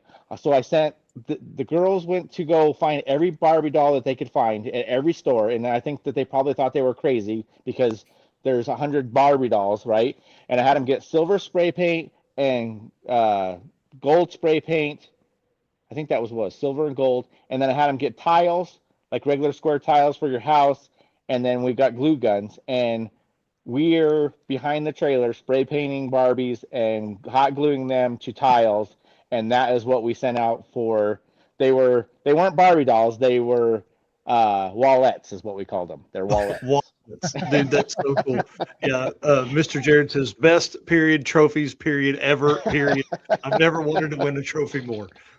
So they might come back. I'm thinking of an idea of where we could do them and make them so that they didn't. I'm sure that there was a lot of them that they probably didn't make it all the way home in one piece because the glue broke off or whatever. But for a little while, like people were making racetracks and they had their Barbie out there with the flag, and there was all kinds of pictures being made with these Barbies and stuff like that. So it was pretty awesome. Like it was a great way to end it without being completely humiliated because we didn't have any trophies. So. Oh man, right. Dude, what a great story though. You know what I mean? And it comes down to that kind of stuff, quick action. Yeah. Well, that's what they say. There are certain things that you're good at. You're not good at it just because you do it. You're good at it because you figure out how to fix the mess ups and still make it look like you knew what you were doing. So. Yep. Right. Next one here, rain in 2023 and trying to find a place to host the awards. I think it was race week. That was an interesting time. It was at Kearney. It was raining and we didn't have a place, and I got with Joe and we figured out this big building, and like we loaded everything up. We went from the track and went straight to the building. Oh, and that was, I kind of screw things up sometimes. They thought the door was open all the way, and it was big enough that I could take the big 53-foot trailer right in there and turn it around and park it in there, and then we could take everything out of it. Well, they're yelling at me, so I'm thinking that everybody's yelling because we're coming in with the trailer. Like, yeah, no, they're yelling at me because the door ain't up all the way, and I took the freaking air conditioner right off the top of the trailer as I was going into the building. So, yeah, good times. But, that was another one of those deals where, we had to figure out something and we made it work. And, we've had some issues too where the weather has come in really bad at Great Bend, and they've been really cool about the buildings that are on the other side of the track. We opened all those buildings and we had all 200 and some cars, 280 or whatever was there at that time. I think it was at the end, but they were all inside those buildings, and we did the awards in there. That was pretty cool too, that they just opened all that up and we put everything in there. That's awesome. Yeah, for sure. Yeah, what a fun. The last one here is the Havlic's transmission line repair. The Havlic's transmission line repair. When you drug the transmission line apart, was that? It was an oil line. Oil line. Yeah. So my diaper or my pan holds the oil lines up underneath the car, and I still have them zip tied up there, even though that holds them up there. But we take it off when we're driving because of the heat. Try to keep the heat out of it. Well, me and Brandon are driving along, and all of a sudden we're starting to see oil pressure problems. And the oil pressure keeps going down and down, and like, what in the heck is going on? So we waited. It was crazy because it went like basically went from 10, and it's just a countdown. And right when it got to about 3, I clipped it off and pull over, and Brent gets out. He says, "Well, I know why we have an oil pressure problem." I said, "Why?" He says, "Because if you look behind the car, the oil is as far as you can see." So what it done is that the return line actually dragged the ground, and it basically cut it, so it was dumping it out of there. So we're sitting there trying to figure out what we're going to do to repair the car. Well, here comes a police car, and this lady's coming in hot. And I'm like, wonder where she's going. Well, she comes in and whips right behind us, and she says, "What's going on here? What did you run into?" And I said, "Well, I didn't run into anything. Why?" She's like, "Well, I got a call that there's a wreck, and why is there pieces of your car laying out all over the place?" I'm like, "Well, because it's broke down and we're trying to fix it. The hood was out there, you know." So, I mean, I guess if you come up on it, it might have looked like we ran into something because there's shit everywhere, but it wasn't. So she took a picture with us or whatever, and then we went. Luckily, there was somebody, I can't remember who it was, but there was a supply company that was on site at Havoc Steel. They had some of the fittings, and we coupled it back together. And actually, we did really good because there was a wreck on the bridge. So everybody else was stuck at the bridge while we're repairing the car. And then by the time we got the car fixed and got oil, after we did the oil change and put it all back in there, we went right across the bridge while everybody else had sat there for half the day. So yeah, man, what a crazy time.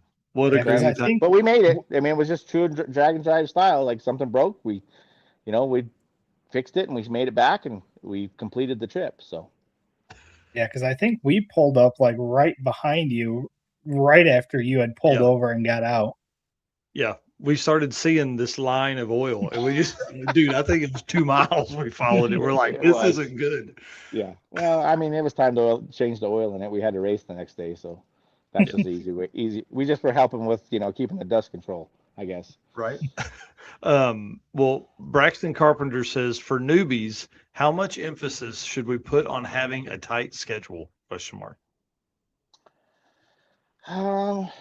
I mean, you want to stick to your schedule, and you want to make sure that it depends, I guess. It depends on what your vehicle is. If you're worried about having issues and stuff like that, you want to stay ahead of your schedule because it can, it'll get you. The nice thing about it is, don't think you have plenty of time. No, because it will bite you. I think the biggest part about it is just know that you plan your plan, how you're going to do it, and you try to stick to that. The nice thing about how our stuff is you always have, there's a little bit of forgiveness there because you do have your drive days, right? And then you have that drive day to get all the way to Colorado, and then we don't race until 3:00 the next day. So you not only have your drive day, then you have all of the next day if you have a problem. I think the biggest part is when you start looking at, like, when you go from Great Bend to Kearney, you only have that time to get from there to there. But the nice thing is as long as you get there and you're there within 20 minutes of, say, the track shutting down, you'll be okay to make your pass because especially if you've got a problem, because what we do have, but you can't do that every day. We have a deal. It's basically a get out of jail free card. It's a fast pass. And so if you come in hot, right, and it's at the end of the night, you don't think you're going to be able to get it, you throw that card out, you give that to Ron, you go into a lane. As soon as he can get you in, he sends you down the track. So that's the one time you can do that. But we have had guys, I mean, it's been right down to the wire where we've had guys drop the trailer in the staging lanes. Azim Sheik. Azim and Elite, I think they were in the Camaro one year, and literally 10 minutes till they pull in the car.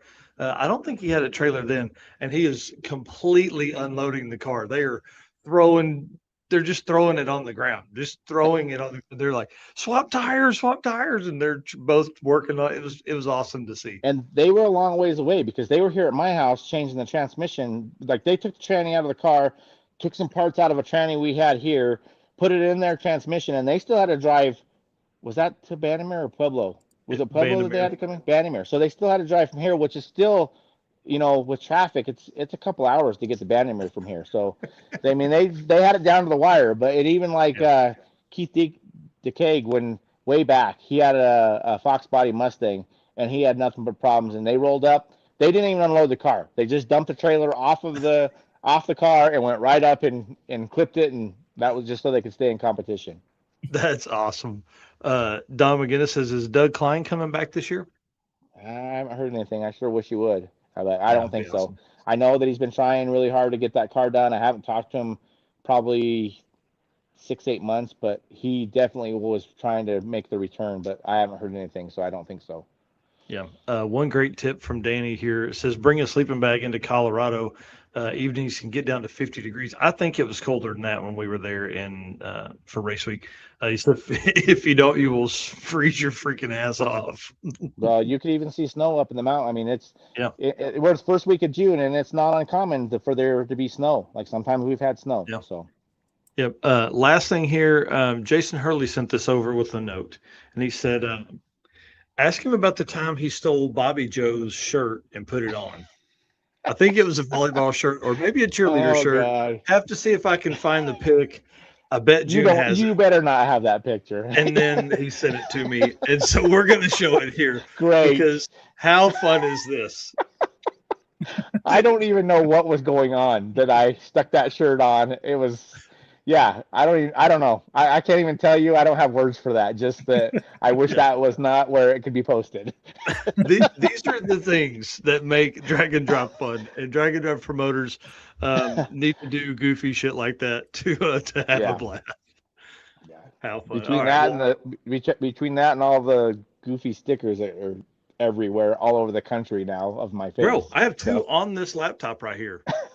I call it my work harder stickers. I have one on the outside, and if I walk by my I usually just use the dinner table as my desk. If I walk by and it's closed, there's one on the outside that's you eyeballs here, says get to work, and then when I open it up, there's another one just telling me you can do more. That's awesome. Yeah, they're still hanging. Bobby Joe has park shower. Oh, they are. Yeah, they're still there. Yeah. Oh yeah. I think Bobby Joe had some pretty choice words for me after I wore her shirt. I don't believe I think something of the effect of that she is never wearing that shirt again is what I think I got told. That's awesome. Big shout out to Performabuilt for being involved with us here at Drag Driver Pete, man. We appreciate them, guys. They've put a 4L60 in the 7s. I don't think I have to tell you how awesome they are to build GM transmissions. That's all they focus on. 4L stuff, 4L60 and 80. And then also they're getting into some 6L stuff as well. They only do performance stuff. So if you need a regular one for your regular tow truck, you can hit them up, but it's going to be badass, I promise. All right. Eric, you want to lead us into some AFCO stuff, and we'll wrap this thing up with some fun questions about the Hulk? All right. Racers know when you want performance that wins, you want AFCO. From shocks and suspension to cooling, brakes, and more, AFCO Racing has been helping teams go faster for over 30 years. Built by racers for racers, check out the AFCO Advantage and follow them today on social media for the latest in performance parts. AFCO Racing, built to win. So first thing we're going to talk about here is you just made a post recently about making a change to turbos for the Hulk. So what is the setup on it now? So we went with some HPT twin 88s is what's on there, and those are some amazing turbos.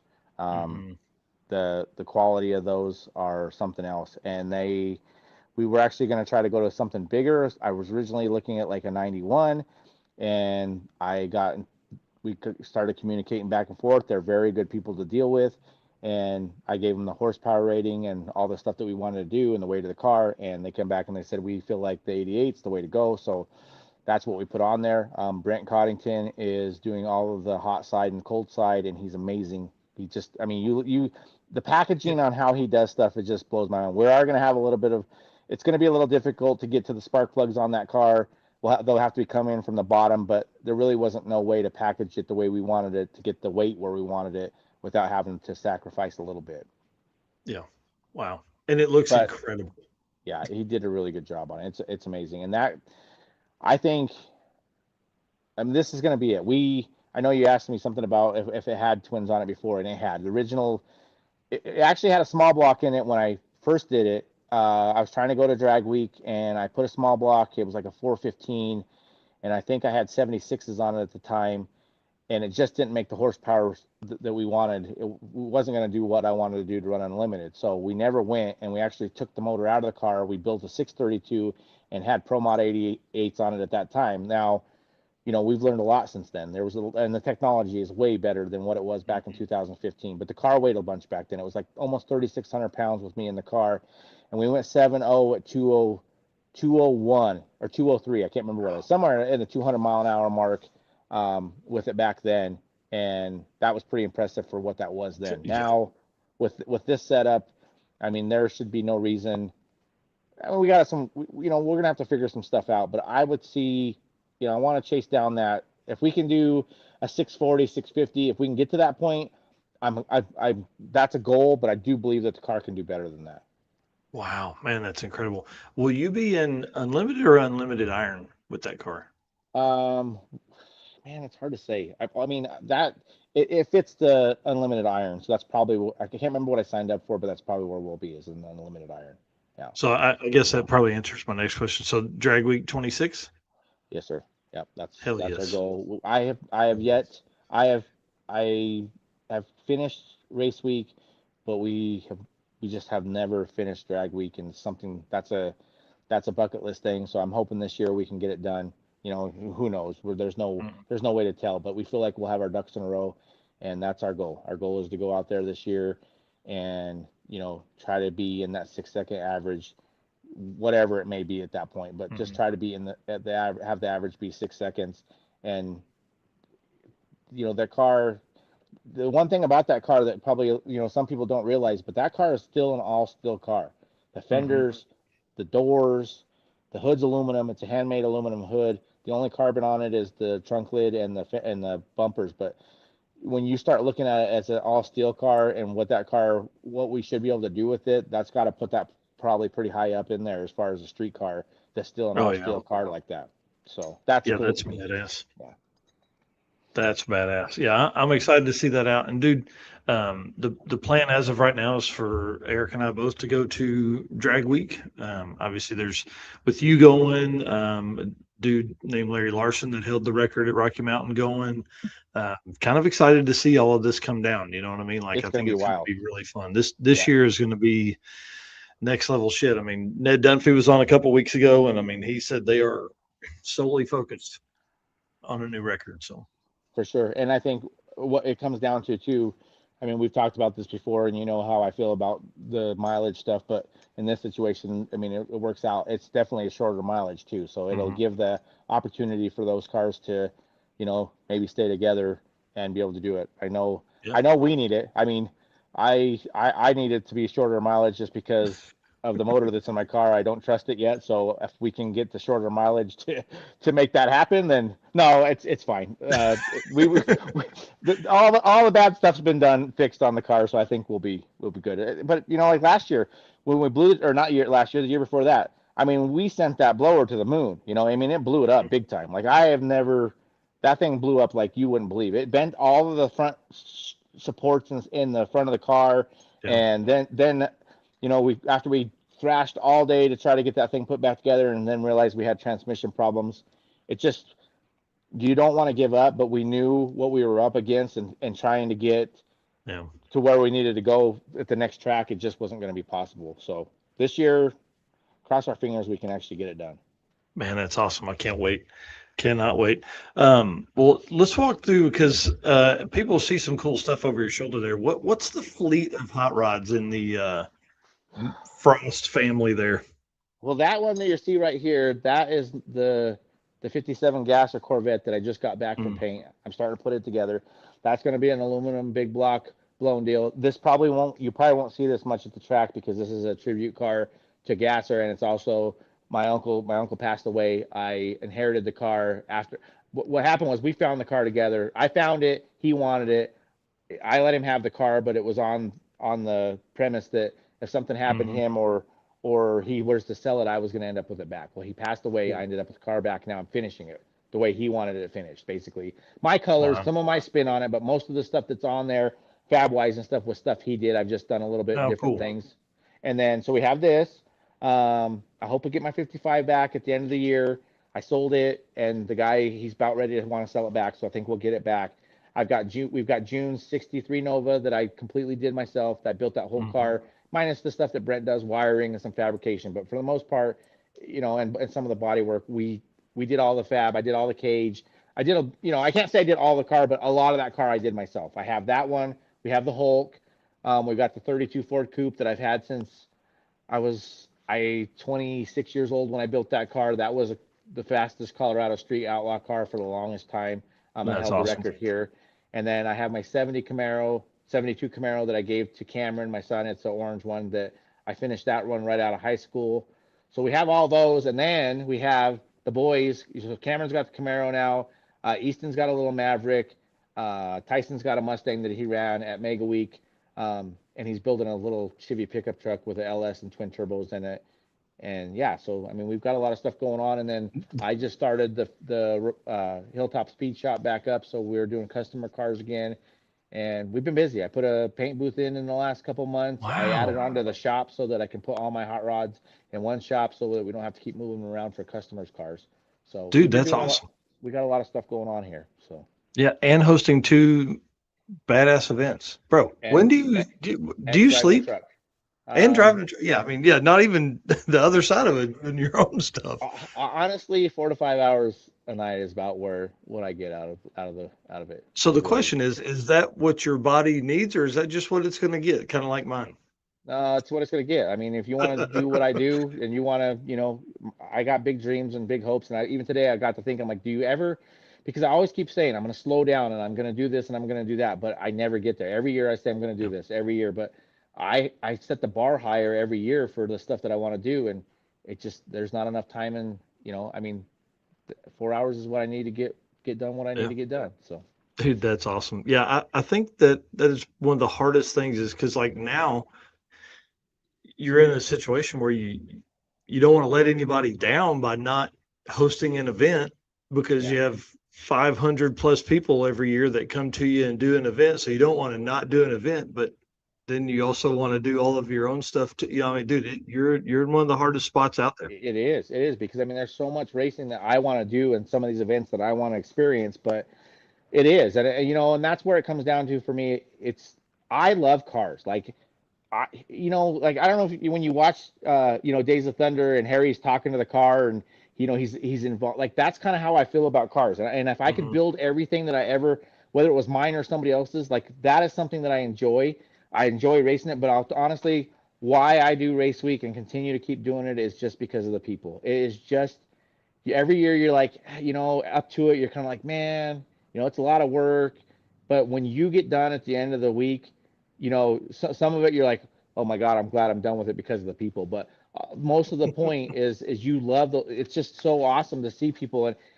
And what people don't, for me, it's like when somebody comes up to you and they're like, I just did my PB. And even if they're a 14-second guy or they're whatever, like that, to me, that's what it's all about. For everybody to be happy with where they're trying to get and their goal and all that. And that's what keeps me, that's what, and June's the same way. Like, we get tired and everything else, but it's that week that we get to spend with all the people that we spend it with, that's pretty, there's not a whole lot of people in this country that get to do that. And that's pretty special. Dude, very few. Yeah, if you put the numbers down, and Eric, we probably need to do this at some point, but figure out how many actual promoters there are. It's got to be, 25-ish, something like that actually host these events, because so many people put on multiple events. Yeah, man, that's crazy. We need some kind of committee or something that everybody can help everybody. I don't know if we'd all do that, but, I think there's definitely, the sport is growing to a point where, we need guys like you. And I just want to say, I appreciate you being like a mentor in this stuff for me, as we've moved from just a racer that was getting YouTube content to what we've built here at Drag Driver Pete. It's been pretty awesome to have somebody that knows it inside and out to be able to ask, Well, and we all learn. I mean, I learn every day, even just personally, on how to handle things and whatnot. Like, it's something that it's a learning thing. If you don't stop learning, I mean, if you stop learning, you probably don't need to do it anymore, but we all are learning. And one thing I can say is, I appreciate I don't get a chance to, I'm so busy that I don't get a chance to watch a lot of your guys' videos. I don't get a chance to watch a lot of anybody's stuff that they do. But all I can tell you is I know what you're doing and I know the work that you're putting into it. And I want to tell you guys I very appreciate what you guys have put into the sport as well. Like what you guys have done is amazing for all the stuff that you guys do. Not only the events, but the content you guys put out, but even the statistics, all that stuff. I can't say that word, but whatever. It's amazing what you guys have done for the sport, and people, people have to appreciate all of that stuff because it matters. Like now, it's such a big. It's turned into something big enough that what you guys do makes a huge difference. Well, we're excited. We got some big news coming in about 18 days. I think we'll be able to release something that'll be even more fun. So the folks that have watched till the end of this, you just got a tidbit of info there that hasn't been made public yet, but we're gonna do something that's gonna be really freaking cool. All right. Well, Matt, listen, dude, I appreciate you and all you've done for us. Appreciate you being on tonight. I know you're a busy guy, and dude, we're literally, Eric, what'd you say? 3 weeks from Rocky Mountain Race Week? I mean, like, you're a busy guy and getting all of that stuff ready and getting everything going from there, man. It's just really cool to be able to spend a little bit of time with you and get some more insight into all that stuff. And of course, we'll be doing recaps of the days. We'll be talking about all the winners and stuff the week after the event. And then of course, like, I'm trying to work out to get there to Great Bend because, this shirt design you got's pretty freaking cool. And I need to get up there and stretch the legs in the old truck a little bit and get up there and get a couple of those shirts. So yeah. Thanks, by the way. I want, like I said, I definitely wanted to make sure that we ran that by you before we threw that out there. Don't say too much. Don't say too much. Oh, it's just a teaser. We don't want to let it out of there. So, well, I'm excited. Well, we're going to put you backstage. Stay with me for just a second because I'd like to go over a couple things. And then, again, if you're not following Rocky Mountain Race Week, please, dear sweet baby Jesus, go over there and follow Rocky Mountain Race Week on both Facebook and Instagram and YouTube, and then RockyMountainRaceWeek.com gets you all the info from there as well for both events. Now, we talked about Rocky Mountain, which is, in air quotes 1.0, but there is another one that's October 3rd through 8th or something like that. No. Yeah, I think so. I think you're right. Let me see. Somewhere in there. I don't know. It's on here. I don't know. I don't keep track of the dates until it's like until the. And I closed that screen. But RockyMountainRaceWeek.com will give you the schedule for both events, for Rocky Mountain Race Week and Race Week. And the countdown. It tells you the countdown and everything. And Race Week, I'm pretty sure that we don't have that completely sold out yet. So you still can get tickets for that. Well, let's go. We got to get that thing sold out because that's what kicked this whole brain damage I got over here off. So, all right, Matt, stay with us. I'll be right back. Okay. Sounds good. Dude, what a fun night. Oh, absolutely. I know we don't do two guests on here a whole bunch, but it was a good time to have Robert on and then also to have Matt finish it out. Thanks to Eric Saffel and Rex French over at AFCO Racing for all the support they provide for us here at Drag Driver Pete. The next episode, I can't remember what I have for guests on that one. Hold on a second, I'll tell you. So we're going to be talking to some Rocky Mountain Race Weeker as they prep up, and then 6 summer racer prep as well. So we're going to have probably a panel of people on from each event, kind of going through what they're doing to get ready for both of those events. And you want to send us out, dude?